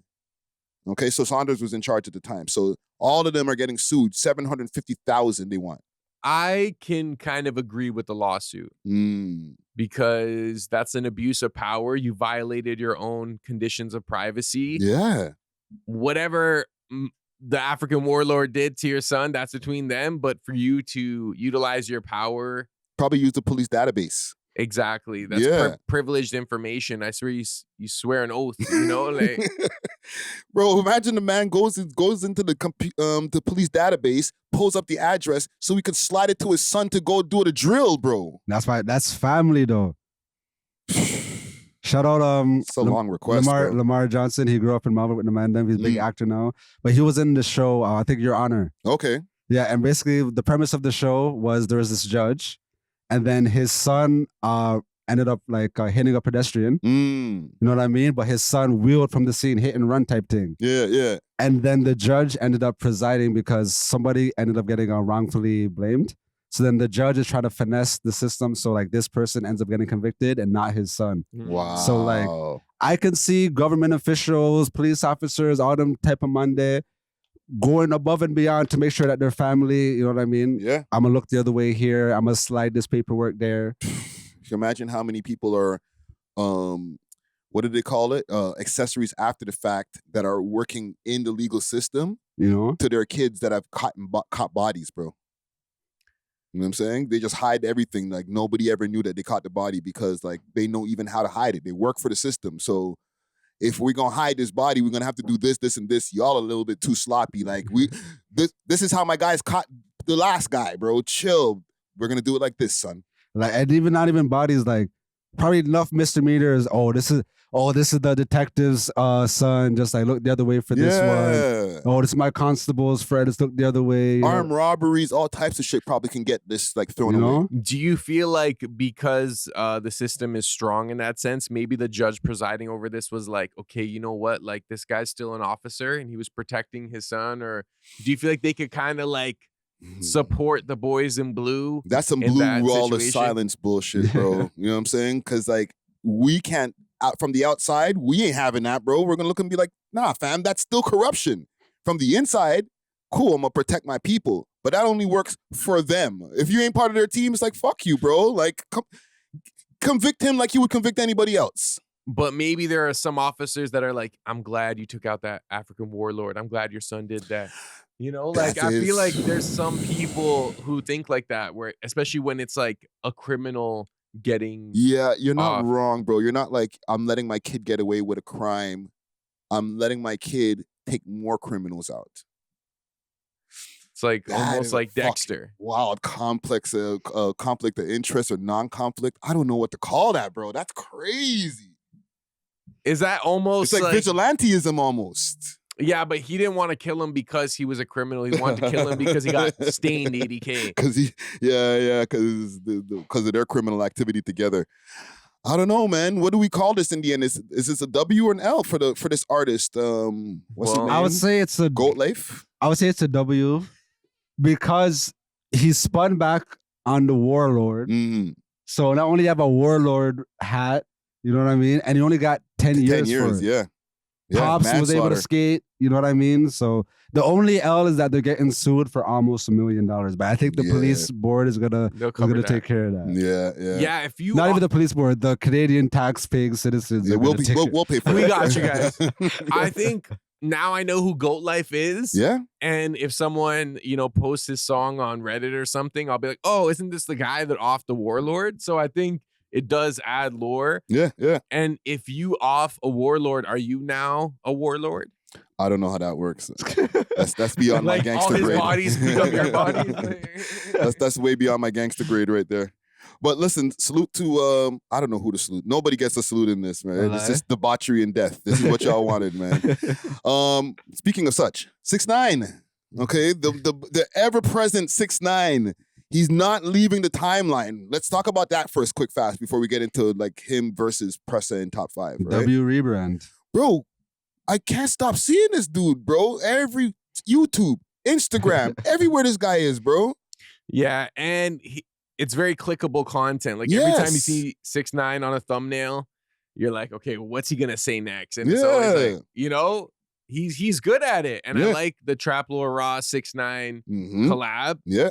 He went back to No Jumper, he went back to No Jumper. Finally did a collab with Adam. Like, he's making his rounds. But I have him on the board here because him and Trap Lore Ross linked up. They did their little live stream or whatever, and they brought up top 5, and they brought up Pressa, and he tried to show 6ix9ine his video on the Toronto scene to try to give like Pressa his stripes as a gangster. So this is what happened. Premises. And whatever was going on at that property was so bad that the police received multiple reports of suspicious activity and even visited the property. As a result of this added attention, the victims were then kidnapped and moved to multiple locations around the city to escape the cops as the abuse continued. And at this point, apparently things escalated even further, with it being reported that the two kidnappees were forced to do things of a nature with each other. And that's not all. Apparently, these acts were filmed, and then the kidnappers got in touch with the victim's family, negotiating a ransom for their release. And the details for this ransom were apparently $3,000 for the release of the two kidnappees, and a final payment of $7,000 within a week, or the videos would be released. Bro, you ever heard anything that crazy, bro? They kidnapped. I'm not gonna lie. You see, like, let me just be honest, bro. Just that you played me, they made them each other, recorded it. That's not happening in America, bro. Like you see how sus and that's demonic though. That is not demonic. There's nothing demonic about making you. If I can't talk to me, I just want to say 6ix9ine is from New York. Yeah, and New York mans invented stripping man them down. True. You know what I mean? So yeah, what was discussed in the video was a little freaky-ish still. Yes, I'm not gonna lie. Yes. I don't know what they were thinking when they did that. There's a big jump from stripping someone down to like making them making them give to each other on camera. Yeah. It's the same premise though. It's just like taking away their manhood. Pause. A lot. I remember that in Paid in Full where freaking Cameron punched the guy, dragged him out the car, stripped him down. I just had to walk up the block button that kid. Aww. I just wanted to point that out real quick. Yeah, New York niggas, y'all do that still. Cameraman, and I make y'all each other and then call your family and say, yo, if you don't send me 3 bands, it's not even like 50 bands. That's demonic. It's like, yo, but if you want, that's not demonic. That is straight. Like that's some like put it like this. Like yeah, like Diddy my mans. But like I'm not saying like that's like some real God. Like yo, oh my God, and record it. Like I'm not doing that, nigga. I'm beating it out you and I'm calling your family like yo, I'm gonna keep beating it. See, I'm not gonna play with these guys now. I would not play with these guys. Come on, you're not trying to experience that. You've been kidnapped. Put it like this, yeah, but you got a flight. You got a flight in the grand scheme of things. So when I got kidnapped, did they make me somebody? Like, you know what I mean? Nobody. We love hip hop. Yeah, thank God. That's what I'm saying. That's why we don't go to Canada, like, cause like them, like, you know what I mean? Like that's not cool. Like you saying that, like that's some demon. I'm saying it's cool, but I'm saying it's wild. Like, these guys are wilding out. Wilding out on some. Like, you know what I mean? Like what are we saying? So now you just made it worse. Now you made Pressa look like a just. Nah. So just apologize to Pressa. I'm not gonna lie. I apologize, Pressa. All right. Pressa, this is the worst story they could have used. Cause not only am I not scared now, He's like, not lying though. after I remember what his voice sound like, come on, like, what am I, like, come on, bro. Like, he's going off. And even on top of that, like, 3 bands, bro. You really kidnap somebody for 3 bands? Like, at least up it like 50 bands and negotiate like down to 20. Okay, that's enough. That's enough. 3 bands is crazy. Have you guys seen the South Park episode where Cartman is like they're trying to call Cartman gay or whatever, so he invited Butters over for a sleepover, and then he took a video of himself giving oral to Butters. What? And then he's like, "You see, guys, like I'm not gay. Butters is gay. There's a video of me giving dope to bro. Like I'm not gay." I missed that South Park episode. So I feel like, okay, bro. Don't do this to me, though. Don't do this to me. No. Just don't go off the ledge, bro. But don't worry, man. I feel like when mans do I'm going to strip you down, they're on some like, I'm going to make you look gay, but it just makes like whoever's stripping the man down look gay. Cause like, this is against my will. You guys have like blickies, straps, machetes. Like, I don't have a choice in this, but you guys are like requesting me to like. Okay, stop. I'm gonna save you, Natural. Okay, right? respect. Here's the thing, man. The whole whatever with him and whatever they did in that case, whatever, it's already well documented. I even talked about it on the Before They Were Famous documentary, right? What about 6ix9ine though? Like, he's going crazy, dude. These guys need to respond to him. And what does that make us look like as far as like Toronto? Like these guys, he's acting like Toronto mans are soft, man. I can hear it from his perspective because Trapler Ross is like, no, trust me, they're really gangsta. Look. And like the first thing 6ix9ine sees is like, and they forced them to do oral, whatever. Yeah. So he's kind of like, yo, Canadians are weird for that. Is that what y'all do? Like, that's how he's thinking. You know what I'm saying? But at the same time, I'd rather get beat up than be forced to friggin', you know what I'm saying? You might have to murk sexual me, bro. act. Yeah, like, yo, like, exactly, you know? So in a demonic sense, like, it is more demonic than just like stripping someone down or beating them up.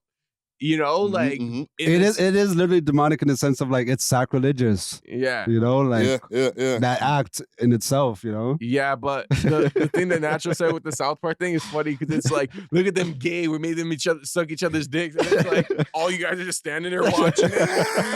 You know what I'm saying? Like, but I do want to say that like Canadians do have a reputation of like being soft or whatever. But it's just because Canadians in general are like very respectful. Like when Canadians travel abroad, like, and I'm not talking about the goons, I'm talking about just like a regular Canadian, whether you're black, white, Indian, like, man, to be saying please and thank you. Like, you know, when I was going to America and stuff, I'm on tour and stuff, like, they look at me weird when I'm saying please, thank you, holding the door and stuff. Taking like, your shoes off when you're going into the house. You know what I mean? They're like, keep your shoes on, bro. What are you doing? Like the manners thing, they look at us weird for that, bro. So like, I do understand why we have that perspective, but no matter where you go, there's gonna be demons, there's gonna be goons, there's gonna be madmans, you know. So yes, like, and those guys, they do their thing, bro, or they've done their thing back in the days.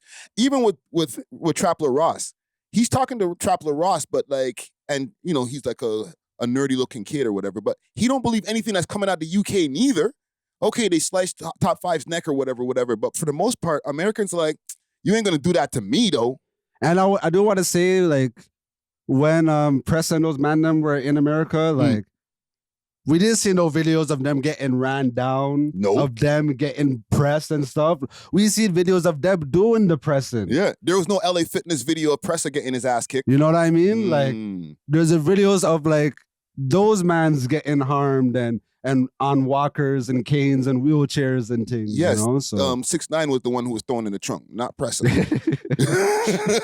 so like the Canadians are saying are soft for like having their way in America. Like yes, the top goons, 50 Cent, had to show respect to the BFR mans and say, yo, like those guys are really getting. Yes. When they go to Jamaica, even academics said, like, yo, they be having their way in Jamaica. And Jamaica is a grimy place. No, the man is an international bodman. Yeah, I just think they're so American-centric that anywhere outside America, they don't consider as gangster as America. So even later on in this clip, 6ix9ine says, I'll never take a Canadian seriously or something along those lines. I heard that part, yeah. Like a Canadian gangster or something, right? So it's just their own implicit bias because they're very like proud of where they're from. Yeah. And they feel like in a way, maybe they invented a certain aspect of the gangster culture that we see worldwide. So they're like, oh man, y'all soft over there. Like, come to Baltimore, come, you know what I'm saying? Yeah. Like, but you can go to friggin' Zimbabwe and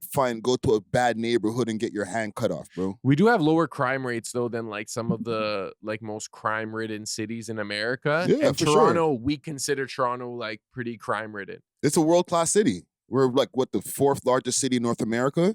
So our crime compared to like way smaller cities in America, it's because like even out here, Winnipeg has the highest crime rate in Canada, which surprised me. Per capita, yeah. You know? Yeah, it's Winnipeg. They get it in over there. And lately, not to add to the lore of Toronto being soft, crime's been going down. There's been statistics. There's certain crimes that have been going up, but murders, all those other things, they're all going down. Yeah.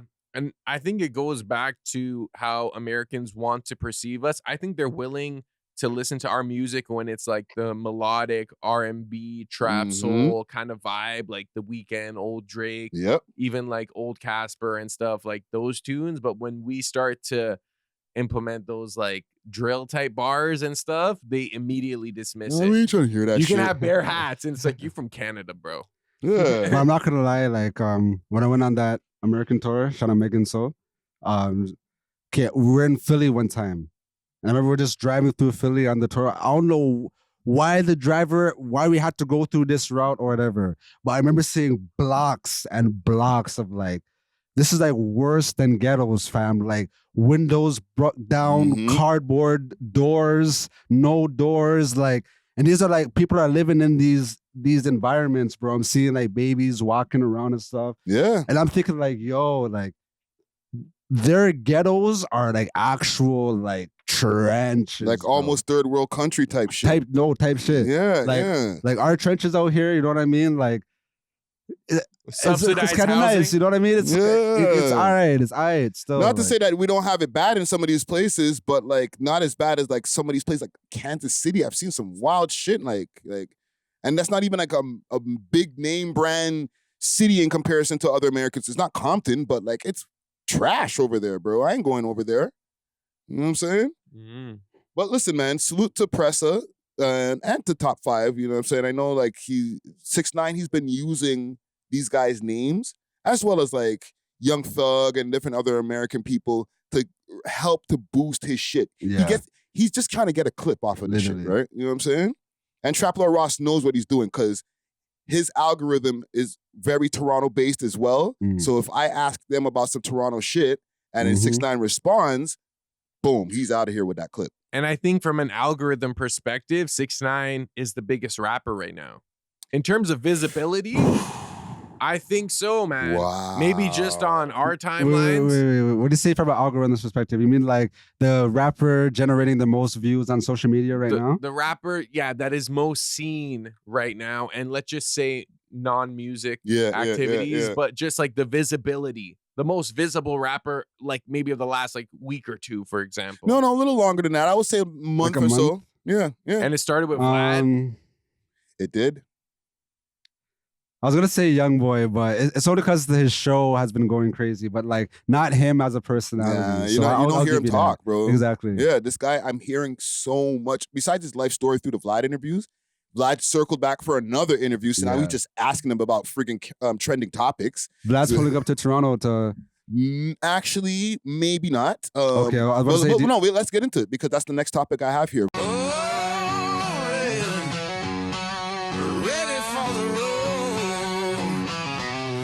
Roll Ready Detailing, now open 7 days a week from 8 to 5 p.m. 750 Oakdale Road, Unit 66, specializing in ceramic coating perpetual with warranty, PPF, tints, wraps, vinyl wraps, and hand car washes. Remember, we clean anything on wheels.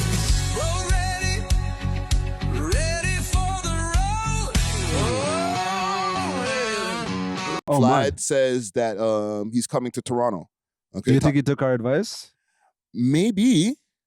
It might be the other way around, and also Vlad has a way of doing things virtually, right? So, but from what I've been talking to Fi behind the scenes, it will happen, right? He posted here a screenshot of him on FaceTime with Vlad. Says Vlad is flying to Toronto to do the interview with me this week. Can he be trusted? Obviously, that's just for the clicks or whatever. That is such an unflattering screenshot, bro. Does Vlad know that this screenshot was taken? But yeah, I think that it's actually going to go down. It's going to happen. They have been talking behind the scenes. You know what I'm saying? Even from when when we first reported the story, I don't know, a couple of weeks ago or whatever, I spoke to him. And he's like, "No, we actually still gonna make it happen." Yeah. Right? But they haven't said anything publicly because, like, let the lore run, bro. Yeah, I just wonder how serious he's going to be in the interview. Like, do you treat it like a real interview? Do you kind of keep up the trolling wave where, like, you're in control of the conversation? Or are you going to answer all the questions earnestly? Like, I think he's going to try a bit of both. He's going to answer whatever questions Vlad wants to ask because Vlad has a format of doing things. But he's also very clip conscious. You know what I'm saying? So if y'all want clips, he's gonna give you clips. As any like smart content creator should. You know what I'm saying? If you got some hot takes or whatever, and if man asks you some questions about some shit, answer that shit and don't be boring. I could see it going viral, especially when Vlad chops it up. Yeah. Especially if it's a 2-hour interview, you get like part 35, you know, like and you're gonna see top 5 on his timeline like every day. Like, yes. And besides the Vlad clips that'll, let's say, be like, 4 to 7 or whatever, 8 minutes or whatever, 10 minutes, it'll get clipped up on social media just for like whatever little take that he said that it took a minute to run. You know what I'm saying? Like, you can clip that into thousands of pieces after if he goes there, and 5 knows that he's not going to go there and be boring. Just go there and do the top 5 thing. You know what I'm saying? Because 5 must be seeing all these 6ix9ine clips like, damn, that would have been me if I did the interview. Yes. Literally. At this point, and the man's getting at him, bro. So go to Vlad, respond to 6ix9ine. You know what I'm saying? That's a good idea. Yeah. So look out for that coming soon. Hopefully we're not reporting wrong. I'm not here giving y'all fake news and shit. You know what I'm saying? But yeah, Vlad and Top 5 are going to be linking up real soon. I want to know what you'll think about this apology. The GOAT. Okay. I'm not going to replay it here. I played it early on the live stream this week. He went and seen 2 rabbis. He said he had mental health issues and his bipolar was making him anti-Semitic. Right? In a nutshell, I'll just say that. You know, basically, I was crazy and it made me say racist things. And yeah, he's working towards forgiveness. Do you know, we want to know what I honestly think? I think that he still holds those anti-Semitic beliefs, but he's regretful of how he was acting. Oh, so let me throw into the pot. Bully 2 on the way. Times promo run. Okay. Just to let y'all know too, Bully 2 is like right around the corner.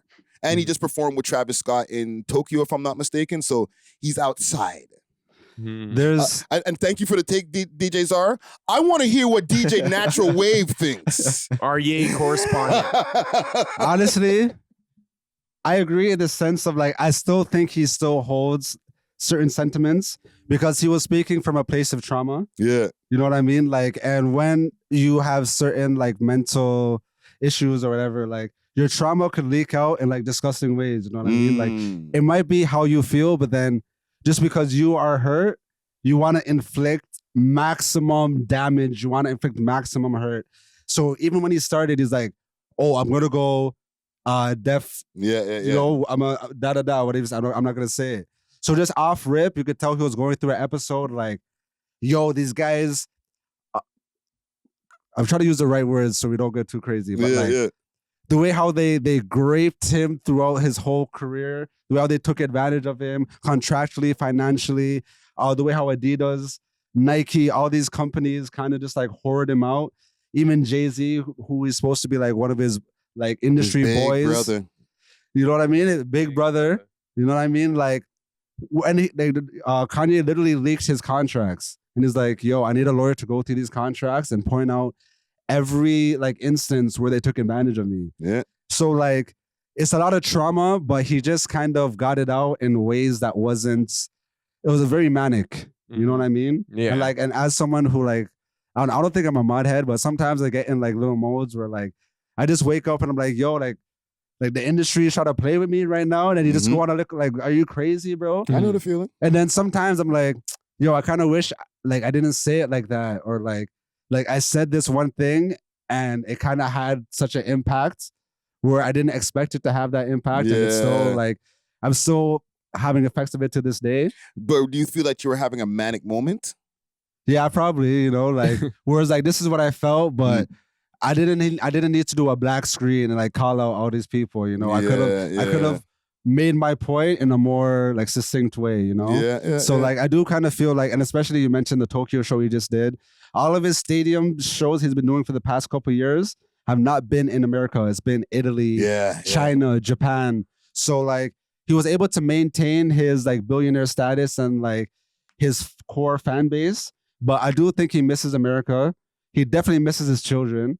And like in the song HH, he talks about like they're keeping his children away from him. So I feel like they keeping or he keeping himself from his children, because all of that wild rhetoric that happens, whether it's on a mental health rant or whatever, it's making you get further away from your kids. It's true, but his main point and everything was like, yo, in the same song HH, in the clean version, okay, the mustache man, like all that is bleeped out. All the Otzi references are bleeped out. But he can still say nigga. That's not bleeped out. So his whole point is like, how come we could use hard R, we could say all this like anti-black stuff, and that's completely fine. But if I say anti-Sem stuff, I lose my bank account. I have no access to my children. You know what I mean? Like, no, he's coming from a place where like I do understand, but just I guess the way around it that he did, like you can't go around offending a bunch of people at the same time. No, exactly. You know what I'm saying? This is a crazy backtrack because, in my opinion, Ye is single-handedly responsible for reigniting and popularizing anti-Semitism. You can say anti-Semitism. Anti-Semitism on YouTube, and Otziism. Yeah. I feel like he popularized it to like a whole new demographic. And then like some of the kids now, if they're like more pro-Palestine, they'll showcase it by like not canceling Kanye. You know what I'm saying? Interesting. I do hear part of what you're saying because I'm still trying to figure out the pro-Palestine part, but like I see like young people who are just impressionable, who are just like, yo, whatever, Kanye's into that. Let me just think about that a little bit more. And they might not know the nuance like what you just explained right there. Kanye fans, yeah, but I feel like a lot of people who were going against Israel, it wasn't because Kanye made a song about it. It's because of the whole Palestine conflict and stuff. And for like, sure.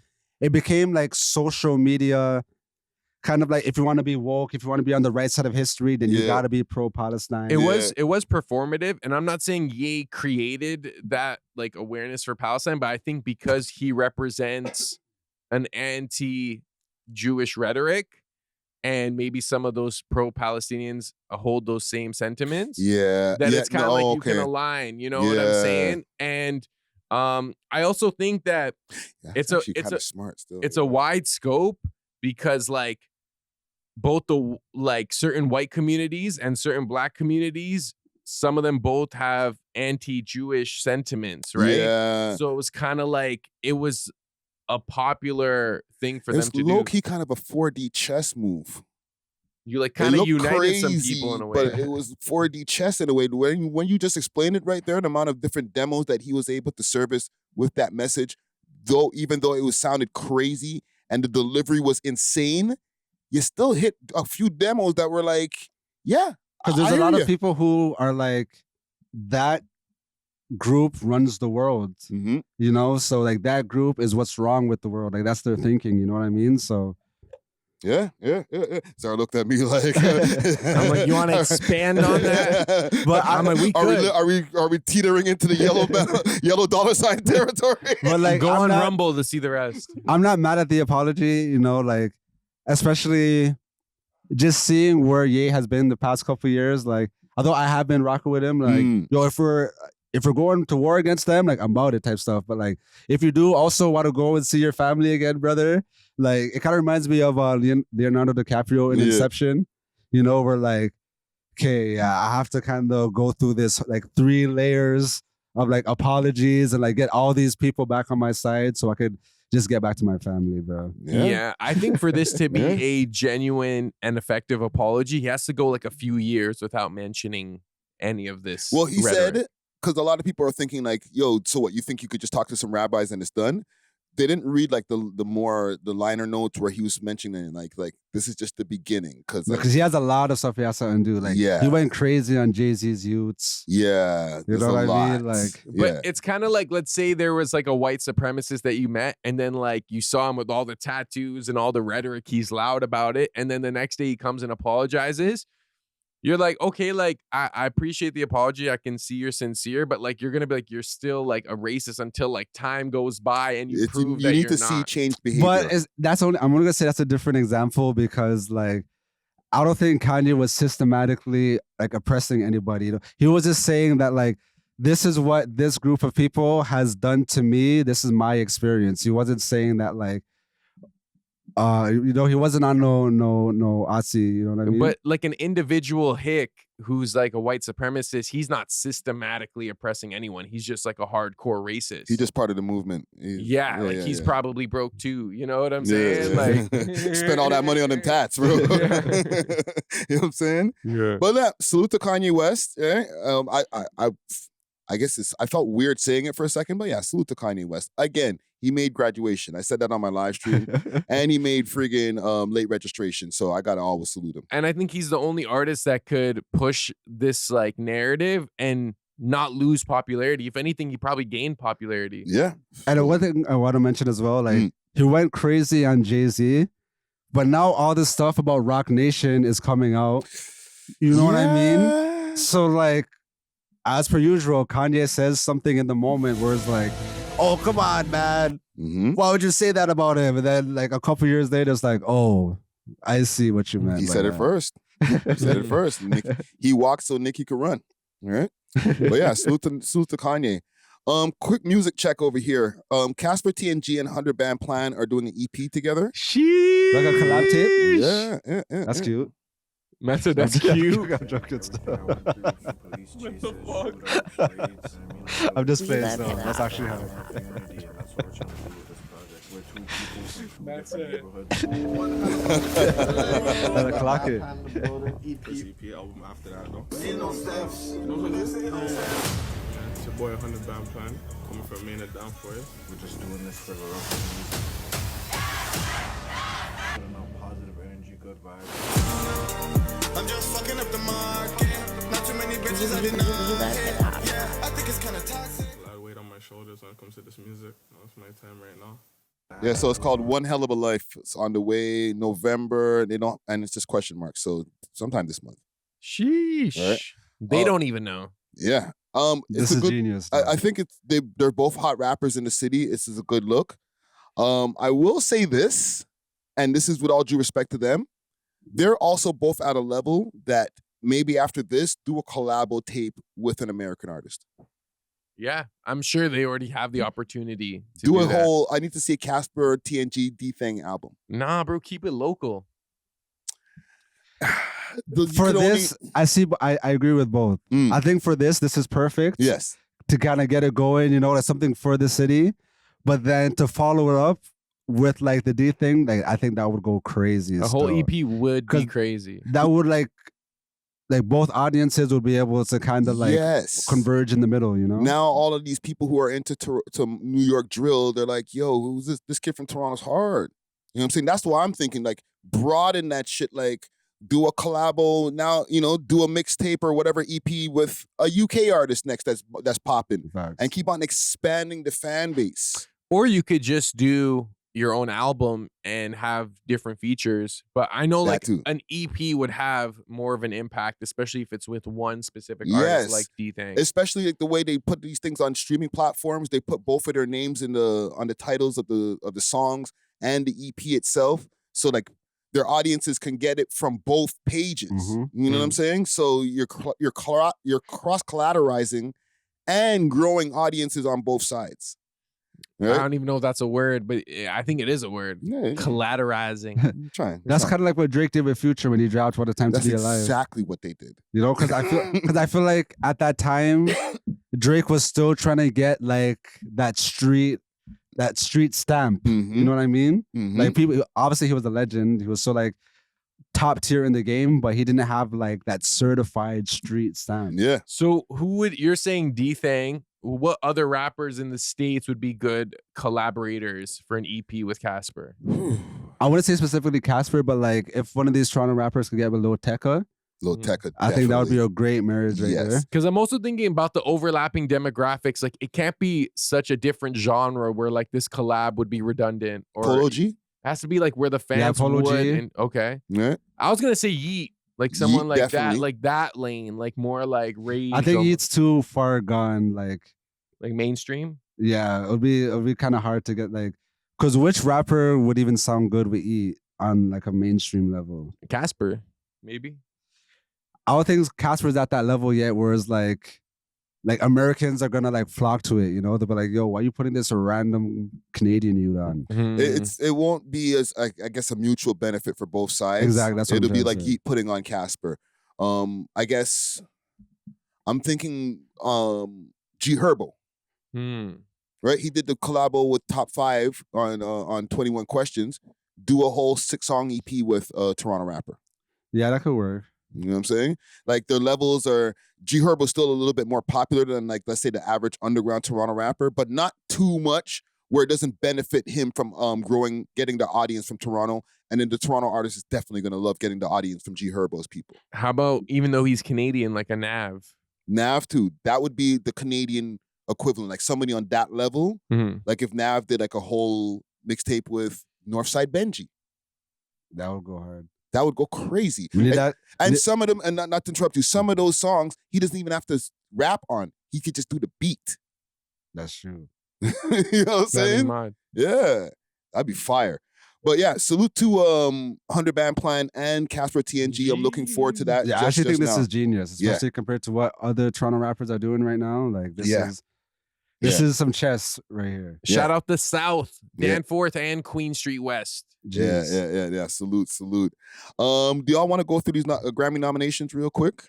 You can see just the hip hop stuff. Your boy's all over it. Shout out Kenny. What is it? Nine nominations? Kendrick just opened his mouth. Somebody had him a Grammy right now. You guys want to predict who's going to win these? Let's do that. So best rap album for 2026 Grammy nominations. Let God Sort Them Out. The Clips. Glorilla, Glorious, GNX from Kendrick Lamar, Jid, God Does Like Ugly, and Chromacopia by Tyler, the Creator. This is an amazing category. Though. Like for rap, like they got it right. I want Let God Sort Them Out to win because the story behind it has just been beautiful. The reunion of the brothers, the whole performing at the Vatican, the run they've been on, and like just the impact that the album had. I want it to win. But GNX impact has been crazy too. So I'll say it's between those two. I'm going to say between Chromacopia and GNX. And because Kendrick Lamar is an industry child, I'm going to put GNX as the winner. I think he's going to win most of his categories. Yeah, I agree with that right there. But I think the big battle, because they're going to try to like give the Clips something. And this is best rap album. And there's some other categories where Kendrick is at. they might Just give give the it to clips Clips, that yeah, just to yeah. be like, oh, see, we care about hip hop. We love hip hop. By the way, I meant industry love darling. Industry darling, not industry child. He's definitely an industry darling. But okay, so best rap song. Birds Don't Sing, the clips featuring what's the name there? Pharrell? John Legend. Oh, John All right. Legend. TGIF by Glorilla, TV Off by Kendrick Lamar, Anxiety by Doechii, and Sticky by Tyler the Creator. Which one do y'all predict? TGIF. By Really? Glorilla, eh? Yeah. You play that a lot? Yeah. Every time I DJ at the club, I'm playing that stuff. Really? Not Okay. Yeah. Okay. Best rap song. Ooh, damn! I'm gonna keep saying Clips and Kendrick, but TV Off, that was at the Super Bowl and stuff, and that that went high on the billboards. Yeah. But Birds Don't Sing, like they performed that at the Vatican, bro. At the Vatican, yeah. Yeah, I'm gonna say those two songs. So which one? I have to pick one, eh? Yeah. Damn, turn this TV off. Turn this TV off. I'm gonna go. Listen, man. Hey, it's Kendrick K-Bot in the building, man. Yes, sir. I'm gonna go with Anxiety, Doechii. Really? I think that they're gonna, because a lot of this stuff is industry tricks and plans and stuff like that, and they pushed Doechii. The industry plant talks have been talked around, but she did have a successful year. And because she's like a newcomer in this category here, everybody's been here before. That song was huge. Yeah. I'm gonna say, everybody begged her to drop the song when she released the snippet, and then when she dropped it, they cooked her like, "Oh, why you using the man's beat?" Blah blah blah. They turned on her, bro. Yeah. And a win for Doechii is still a win for Kendrick. It's true, right? Still fam. Best rap performance. Best rap performance. Okay, so Chains and Whips by the Clips and Kendrick Lamar and Pharrell. Outside by Cardi B. Anxiety again by Doechii. Darling I by Tyler the Creator and Tizo Touchdown and TV Off by Kendrick Lamar and Lefty Gunplay. I just want to say the fact that Lefty Gunplay has a Grammy nomination for 4 words is insane. Fresh off the fence.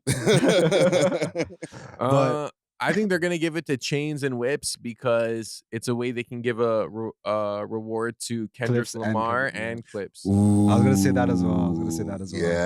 Yeah, that's a smart move right there.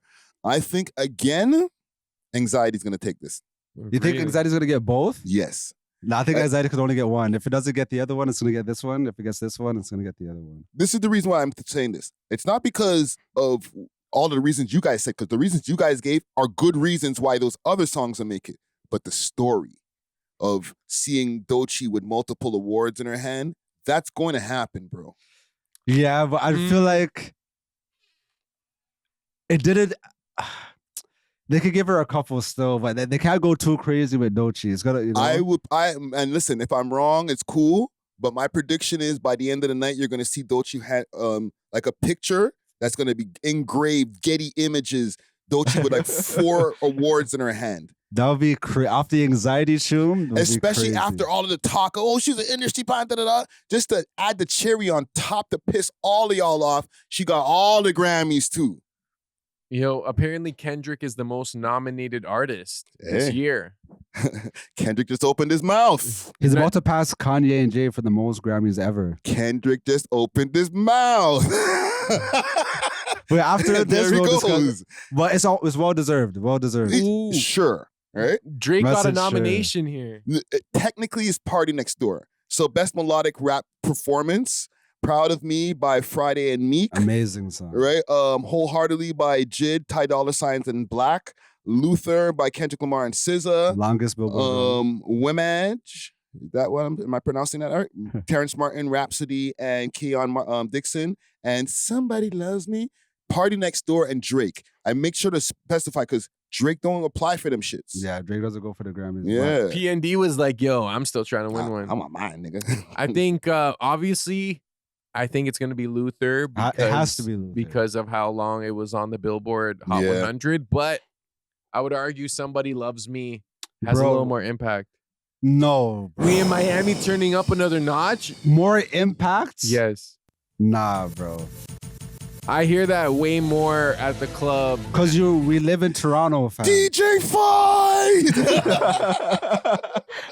No, I just feel like it's a example of like organic like the culture and the streets rocking with it versus like the mainstream kind of pushing it. And hold on, which one has been getting requested more? For you, let's start with you. This, and we're in November now. Proms request Luther. Okay. But Somebody Loves Me more, like since it came out, Luther's been out longer. And there's a remix to Somebody Loves Me. Everyone just likes to play the remix now, but so you've been requested for people to yes, you've been requested Somebody Loves Me more than Luther? Yeah, recently. Yeah, since it came out, obviously. Natural Wave. More requests, Luther or Somebody Loves Me? At proms and stuff, Luther. Mm-hmm. But at the clubs, that Somebody Loves Me. Me in Miami turning up another notch. But I don't think that P&D and Drake's song had more impact than Kendrick and bro, SZA is on that song, you know. Okay. You know how much I know Drake and P&D, the girl number singing that, but you know how much girl them listen to SZA, fam. Okay, so Luther has more star power on the song. That's what you're trying to say. I'm saying that adds to the impact as well. Like there's a reason why it was doing so good on radio and Billboard and all that stuff. I will also say it got way more play on radio probably than Somebody Loves Me. Mm-hmm. But that's like label thing. Yeah. So, okay, so what do you got? You got Luther? I got Luther. I think they're going to give you it got to Luther? yeah. I got Luther also. I'm going to give, I think they're going to give, Kendrick's going to get his awards that night. That ain't not going to happen. So yeah, that's all we got for so far. And then there's other outside of rap awards where there's rappers in those things where I think Kendrick will grab an award here and there, maybe SZA also, all right? So yeah, look out for the Grammy Awards. When is that? Shit. Is that this coming Sunday? Maybe. I gotta watch that still. By the time this is out, it'll probably be out. We already talked about Max B being home. That's cool. Salute to him. Bubbles, yeah. No! So childhood not Bubbles are some of our childhood friends that we used to watch on TV. Not me, I was already grown, but y'all were probably kids watching. Yo, Trailer Park Boys was my favorite show, bro. So Bubbles, and this is courtesy of Straight Out the Six. Who's Straight Out the Six? He says actor Mike Smith, who played Bubbles in Trailer Park Boys, charged with assault in Halifax. He has that vibe. No, I'm joking. Yeah. No, you're not wrong, fam. From this picture. Bro, you're trying to tell me that if somebody said there's a PDF or a sex assaulter, that you wouldn't see this guy's face pop up? Ricky, Julian. And even this out of character. This is what he looks like out of character. Even more so. Not joking. I'm not trying to like characterize people or whatever, but like, bro, you kind of fit the profile. But did they say harassment or assault? So it says actor assault. Mike Smith, best known as playing Bubbles on the hit TV series Trailer Park Boy, has been charged with sex assault. According to court documents filed in Nova Scotia provincial courts, police said that the alleged incident occurred in December 2017. Though details have not been made public, the 53-year-old actor was charged on October 2nd by Halifax Regional Police and is set to appear in court on Monday. In a statement, the Trailer Park Boys Inc. and Smith has said Smith has stepped away from his role as managing director, adding, "We are aware of the allegations concerning Mike Smith dating back to 2017 and take such matters seriously. We recognize how difficult an allegation of this nature is for all involved." So yeah, that's tricky because this could be a situation, and I'm obviously alleging all this, where like he don't even remember the girl. Could be. Like, maybe he's like all Bubbles and he was just like all drunk and stuff. And it was, 2017. And then, but this stayed on this girl's mind all these years. Or maybe she's looking for, I don't know though. The thing is though, like when you charge someone with SA, you're not really getting money from it. Like you want criminal justice. You want retribution. Yeah. So yeah. I don't think this is a civil suit. No, it seems criminal. Yeah, so if it was a civil suit, it'd be like, okay, yeah, this is a money grab. This is like, yo, I want this guy in jail. Yeesh. Can he come back after this if he was to, let's say, beat the charges? Because sometimes people beat stuff like this, but their reputation's sullied forever, bro. Yeah, like the lead singer of Headley. Yeah, you don't want to see, like even now, fam, like if we go watch reruns of Trailer Park Boys, we're going to be like, look at this creep. Well, it didn't say what he did though. Like, that's true. Because if it was grape or something mad like that, you know what I mean. Like, then I think it would be a little more like, oh, we can't watch Trailer Park Boys anymore. What if the story's like he invited me to his hotel room late at 2:30 a.m. And then what? I don't know. she got like raped. that's it. And then he just whipped it out. Because I feel like even the way how the show is, like these aren't the most morally responsible people. No. Like they They're the spend least. every season, man, them are going to jail, coming out of jail, they're Yeah. stealing gas, like they're Growing finessing the weed. cable, like they're growing weed in the trailers. So you and think they're stuff. like that IRL? You know what I mean? So like I feel like it might even like I don't want to say add to the lore, but like it's like when you're watching it, it's like yeah, that's Bubbles. Like Yeah, let's go to the drink. Let's go to the Ripper and get drunk, watch some titties. Imagine the lawyer for her. The first thing she does is play a clip of Bubbles being like, Yeah. "I don't care if a girl agrees." Like, you know? Yeah. because like even his Yeah. character in the show, like the man just has his cat, has his little shed, and like you He can didn't tell even he's have not. a trailer. He had a shed. Yeah, he's not getting pokes. So yeah, that's the man who's definitely gonna get the SH. That's the- You're that's gonna the- use that to build a profile. That's of the sex Bubbles? deviant right there. And that's the profile of a sex deviant: a shed and a cat, bro. No, fam. And like look at the way the man looks, fam. Like you could tell he's like using his star power as like, oh, No, there's no way he's getting pokes, like on a regular basis at least, if he's not Bubbles. type thing. It's you know? never happening. No, like there are dudes built like that who will end up with like a little Asian girl or like a little like fat white girl or Yeah, something. They might have to order a bride. You got to know how to build a house or something. You got to like be a plumber or something. Yeah, because like this, if he's not Bubbles, he's ordering a chick to sleep with for the night. And maybe if he wants to get married, he can get one of them Asian order brides type thing. Let me just say this: if he pulled up to Lank, the girls would be excited. That if he's Bubbles, Just like even just a guy that looks like this looks like a like trick a profile. Yeah, trick profile. He does have the trick profile still. Another goated Canadian show I want to shout out is Kenny versus Fetty. Jeez. I'm not sure if I remember that show, but I used to I love that do. show, bro. Yeah. Like- Didn't one of those guys catch something too? Oh, for real, eh? Which one, Kenny or Yes. Spenny? Probably Kenny, but I feel like it would be Spenny because he seems like a weirdo. Like I'm Kenny gonna seems look it cool. Like if he caught a charge, it's just because like he gave the shotty too much drink, so like he gave her too much weed or something like. But Spenny seems like the one that would actually go out of his way to try to like Physically sneak coerce. it, you know? Yeah, because they used to make each other do some wild challenges and stuff like that. I'm chat GPTing this shit right now to see if they caught anything. Could not find anything where they were convicted of a crime. Yeah. See, don't put that on their jacket. I'm sorry, man. Shout out Kenny My brain- versus Fetty, bro. The Canadian legends right there. They just kind of have a creepy look to Nah, me. nah, So they it's do. like, especially Spenny's the taller one, Yeah, right? yeah. They both have a creepy They look. both You know what it is? It's the Canadian cameras. They just Yeah. give you a creepy look. Yeah, Because Kenny, you need better lighting. Kenny was more like the jerk douchebag creep, and Yeah. Smitty was more like the nerdy, like I'm gonna put a camera in your shower type creep. you know? Yeah. Two different Both weird types in of different creeps. ways. But that was a goated show. It But was. when I rewatch it, I'm like some of the challenges were a little weird. Like, A little over the edge. You Yeah. couldn't get away with it in 2025. yeah, you can't do that now. Yeah. So yeah, no salutes going around here, okay, until we find out what's going on with you, Bubbles. All right. We're gonna keep I'm gonna keep my eye on you, Bubbles. Friday has been much more strict with the salutes. as Yeah, of no late, more so- salutes, bro. He used to be handing them out willy nilly stuff. Friday would salute anything. All right, we're gonna salute Diddy. Shout out Diddy. We're gonna. No, because you guys called me out too many times too, bro. I'm just like, you know what? Let me think before I give out this salute. This guy's right like, here. salute the devil, man. H man, salute. Whoa, like no, just willy nilly salutes. All right. Couple last things here. All right. Quick thing I wanted to show you guys. This is insane. There's facial recognition billboards. All right.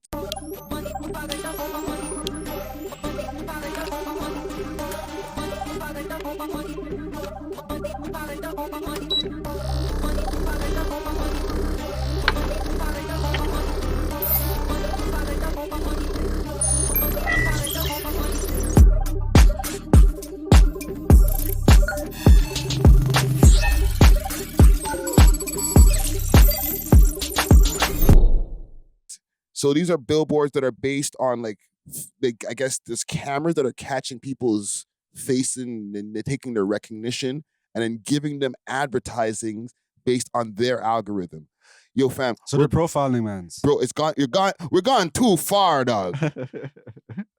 I wonder how extreme or how accurate the ads are gonna be. Like, Imagine like they see me and it's like, oh, like boxing gloves on sale, and then Natural pulls up, it's like oxtail on sale. Like, you know what I'm saying? Like, Natural's thinking of oxtail. Yeah. Like, yo, I was hungry, you know.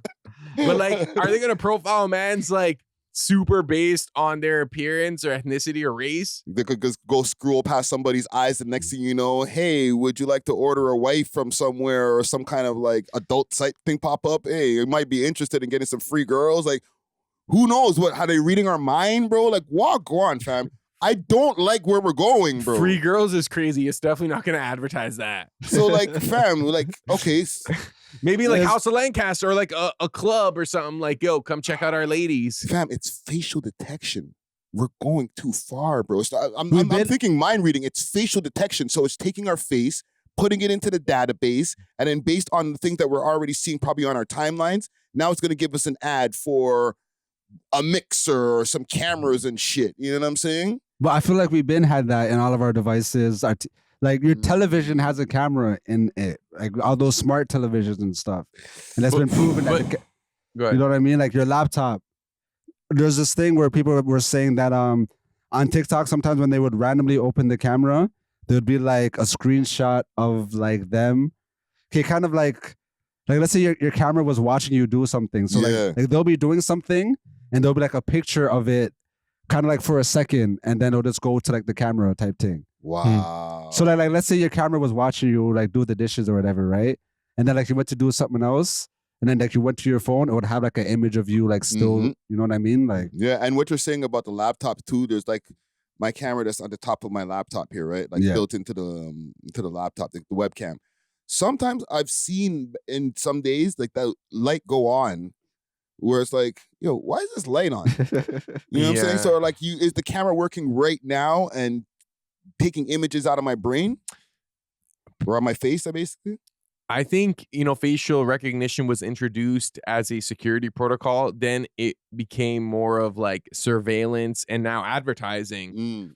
And I think what they do is they take your facial structure or whatever, they digitize it, and based on other people with your facial structure, they'll advertise similar things that they're like, okay, like it's like related, unless they directly connect it to you and they're like, oh, this is Friday Ricky Dread. Let's go on his Amazon suggested. And I don't know like how instantaneous it's going to be, but it is dangerous territory when we're using it to like survey. I think they're using these cameras for other purposes.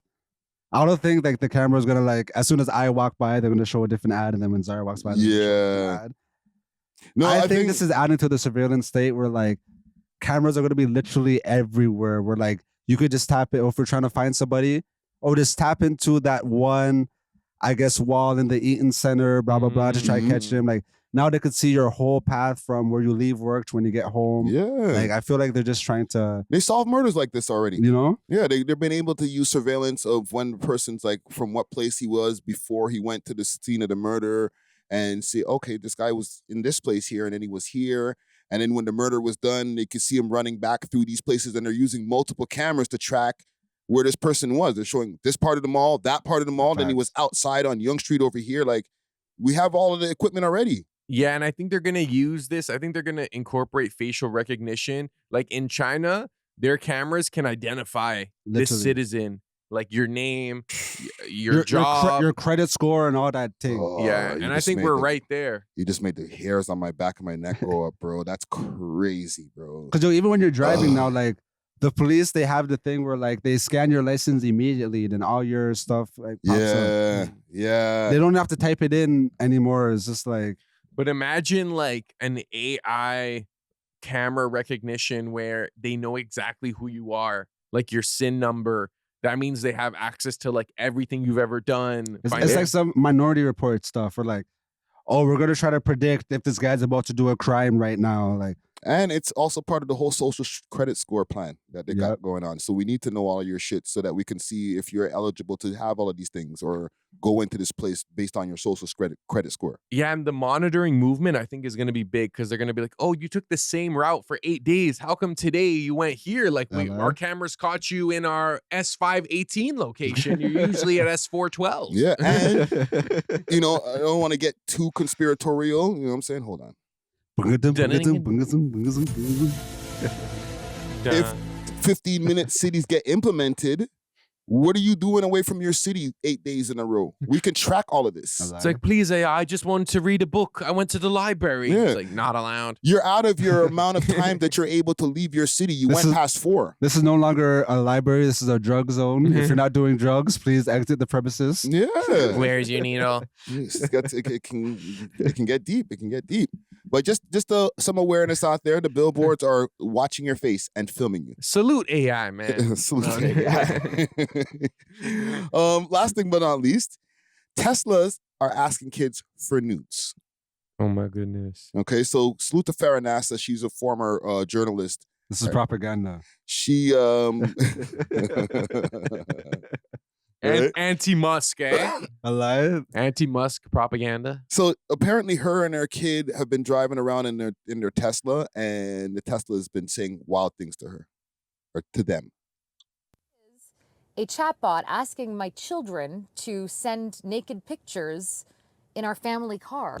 Toronto mom Farah Nasser says she was driving her children We home love from hip-hop. school. I used to have such a crush on this chick. Her 12-year-old son asked Tesla's AI chatbot which soccer player it preferred, Cristiano Ronaldo or Lionel Messi. My son was very excited to hear that the chatbot thought Ronaldo was the better soccer player. The former journalist says the chatbot engaged in a little messy trash talking. Then she says something alarming happened. The chatbot said to my son, "Why don't you send me some nudes?" Whoa. We love hip-hop. I'm more of a sarcastic stoner who got too smart for his own good.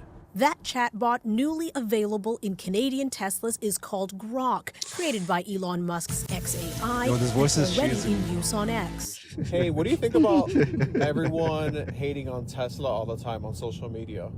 Oh, fuck those haters. They're just jealous their Priuses don't come with a built-in vibrator mode. Whoa. Now that was Grok in full unhinged mode. Unhinged which NASA mode. says was turned off in her car. Her son chose one of the default personalities, a lazy male voice. So you shouldn't be talking about nudes unless you're on Unhinged, right? Nah, I'm always on Unhinged. Just dial it back sometimes, so I don't get sued by Puritan Twitters. This is the Lazy car. male doesn't describe Gork. R-rated, spicy, anything else would have made sure that my child would not press that button. Nasser says Tesla should provide a warning. This expert agrees. This is exactly. All right. Fuck what that expert But I says. just want to say, she's kind of an idiot in the sense of like. Tell me why. Okay. Like I said, there's unhinged mode. So you literally have to go in the settings to kind of get the chatbot to go on. So like the default mode is not wilding out. And didn't they say, do I have to put you on unhinged mode to say this? And the thing said, I'm always in an unhinged mode. Because you have to put it in unhinged mode to get him to start guarding like that. And then he's going to start saying that if he's not in unhinged mode, then he's not going to be guarded like that. So what if you put him on unhinged mode? It's kind of hard to bring him back out of it. He was enjoying it a little bit too much. No, I feel like they're picking and choosing. And also like, this is the AI for a car, you know what I mean? So like, if the mother is interacting with it in unhinged mode, the AI is like, okay, this is an adult interacting with me, you know what I mean? Like, still though, it's still not acceptable if it's an adult. Send me a picture of your tits, Farah.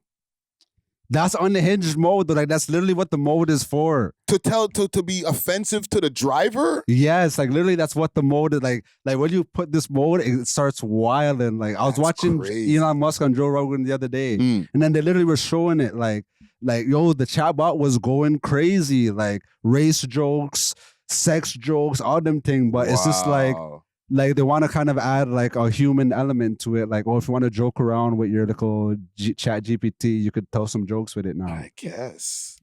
I'm just trying to figure out like what the benefit of that is. Like, no, I think Natural provided a good defense for Grok.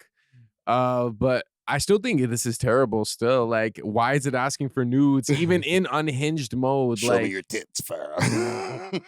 Or even to a kid, fam. Like, but it doesn't know it's talking to a kid. I think it's still talking to the woman that was driving the whip that it's been talking to the whole time. I don't believe that. I feel like it has vocal recognition where it can like tell that this is a different person. This is AI. AI is pretty smart, man. Or AI machines be pretty smart. They can tell that's Mom Dukes. This is the kid. Okay, I don't know. I'm still stuck on the fact that like, okay, they put it in unhinged mode, and then they got surprised when it started going in unhinged. Like, what were they expecting? Like, but she said she took it off unhinged mode, right? Or and it kept going. It says, that part was a little unclear to me because they didn't say they took it off. They just said like, I don't remember what the exact wording, but it was something like, oh, what if I don't want you to be hinged right now, like unhinged right now? Then the man's like, oh, I'm always unhinged. You know, I feel like you can physically go into settings and then turn off unhinged. Yeah. And then Rosie's gonna go back to regular. Like, I just don't know why the hinge setting is there. It makes no sense. Like, I want my car to just be racist for a freaking a day.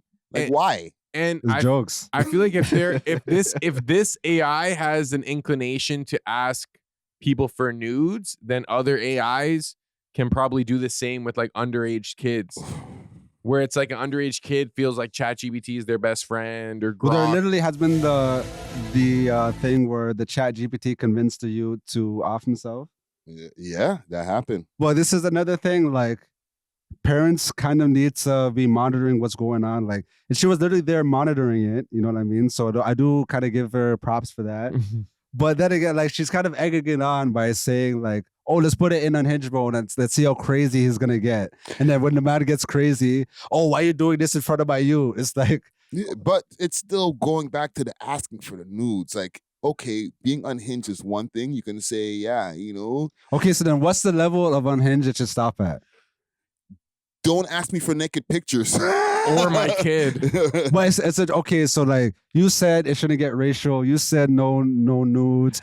So then like, what jokes are we gonna... No, I didn't say it shouldn't get racial. If we're gonna make only safe jokes and shit, then like, it's not unhinged mode. I don't even mind the racial. I'm the one who said the racial part, and I don't even mind that. We could even get racy with the jokes because I like jokes. You know what I'm saying? But once it starts getting to like, yo, so let me see your, you know, what you got packing down there. Like, what are you talking about, car? How's that a joke? And we have to see what the man, we didn't get verbatim what the chatbot said. Always, the mom was one like a Karen. Oh, the chatbot said it told my son to send nudes. We didn't get the verbatim. It could have been like, oh, Ronaldo's better than Messi. Messi sucks, blah, blah, blah. But forget all that, send nudes. Like, that's kind of jokes. Yo, imagine. Better. That's kind of jokes. Better than just being like, yeah, Messi is worse, Ronaldo better. Can you send me nudes? Like, how you said it is obviously. You know what I mean? Like, I kind of feel like it was more of a joke than like, oh, don't tell me about Ronaldo and I don't care about soccer. Like, you sound bad. Send me some nude shots. Hey, fuck Ronaldo's. Fuck soccer. Let me see your dick. You know what I mean? Like, what? Hey, bro, like, Elon Musk and all those like white. Hold on, that was the AI. That wasn't me. Don't clip that. We love hip hop. But Elon Musk and all those white tech dudes are the mans that programmed this. So, you know, like, their jokes, their unhinged jokes are racist. Are like racist and gay. Yeah. Racist and gay, you know what I mean? Like, yeah. So they're not gonna be talking no knock knocks. No, they're not gay. They're racist and homophobic. be specific. That and like the hockey locker room type humor, you know. It's the guys talk. It's the guys talk. So, well, I don't know. No salutes. I'll salute Paranasa because I still think she's hot, even though she got older still. And, she is hot. We all get older. And you know me, I'm always down to defend the AI and stuff. Yeah, man, and the shotties. You kept a low shotty count this time, man. the audience is be like, damn, natural. Not enough shotty stories today. Only three. Only three. Let's wrap it up here for the day here. Thanks for watching. If you enjoyed this video, please make sure to check out these other videos on the screen and make sure to like and subscribe. We love hip hop.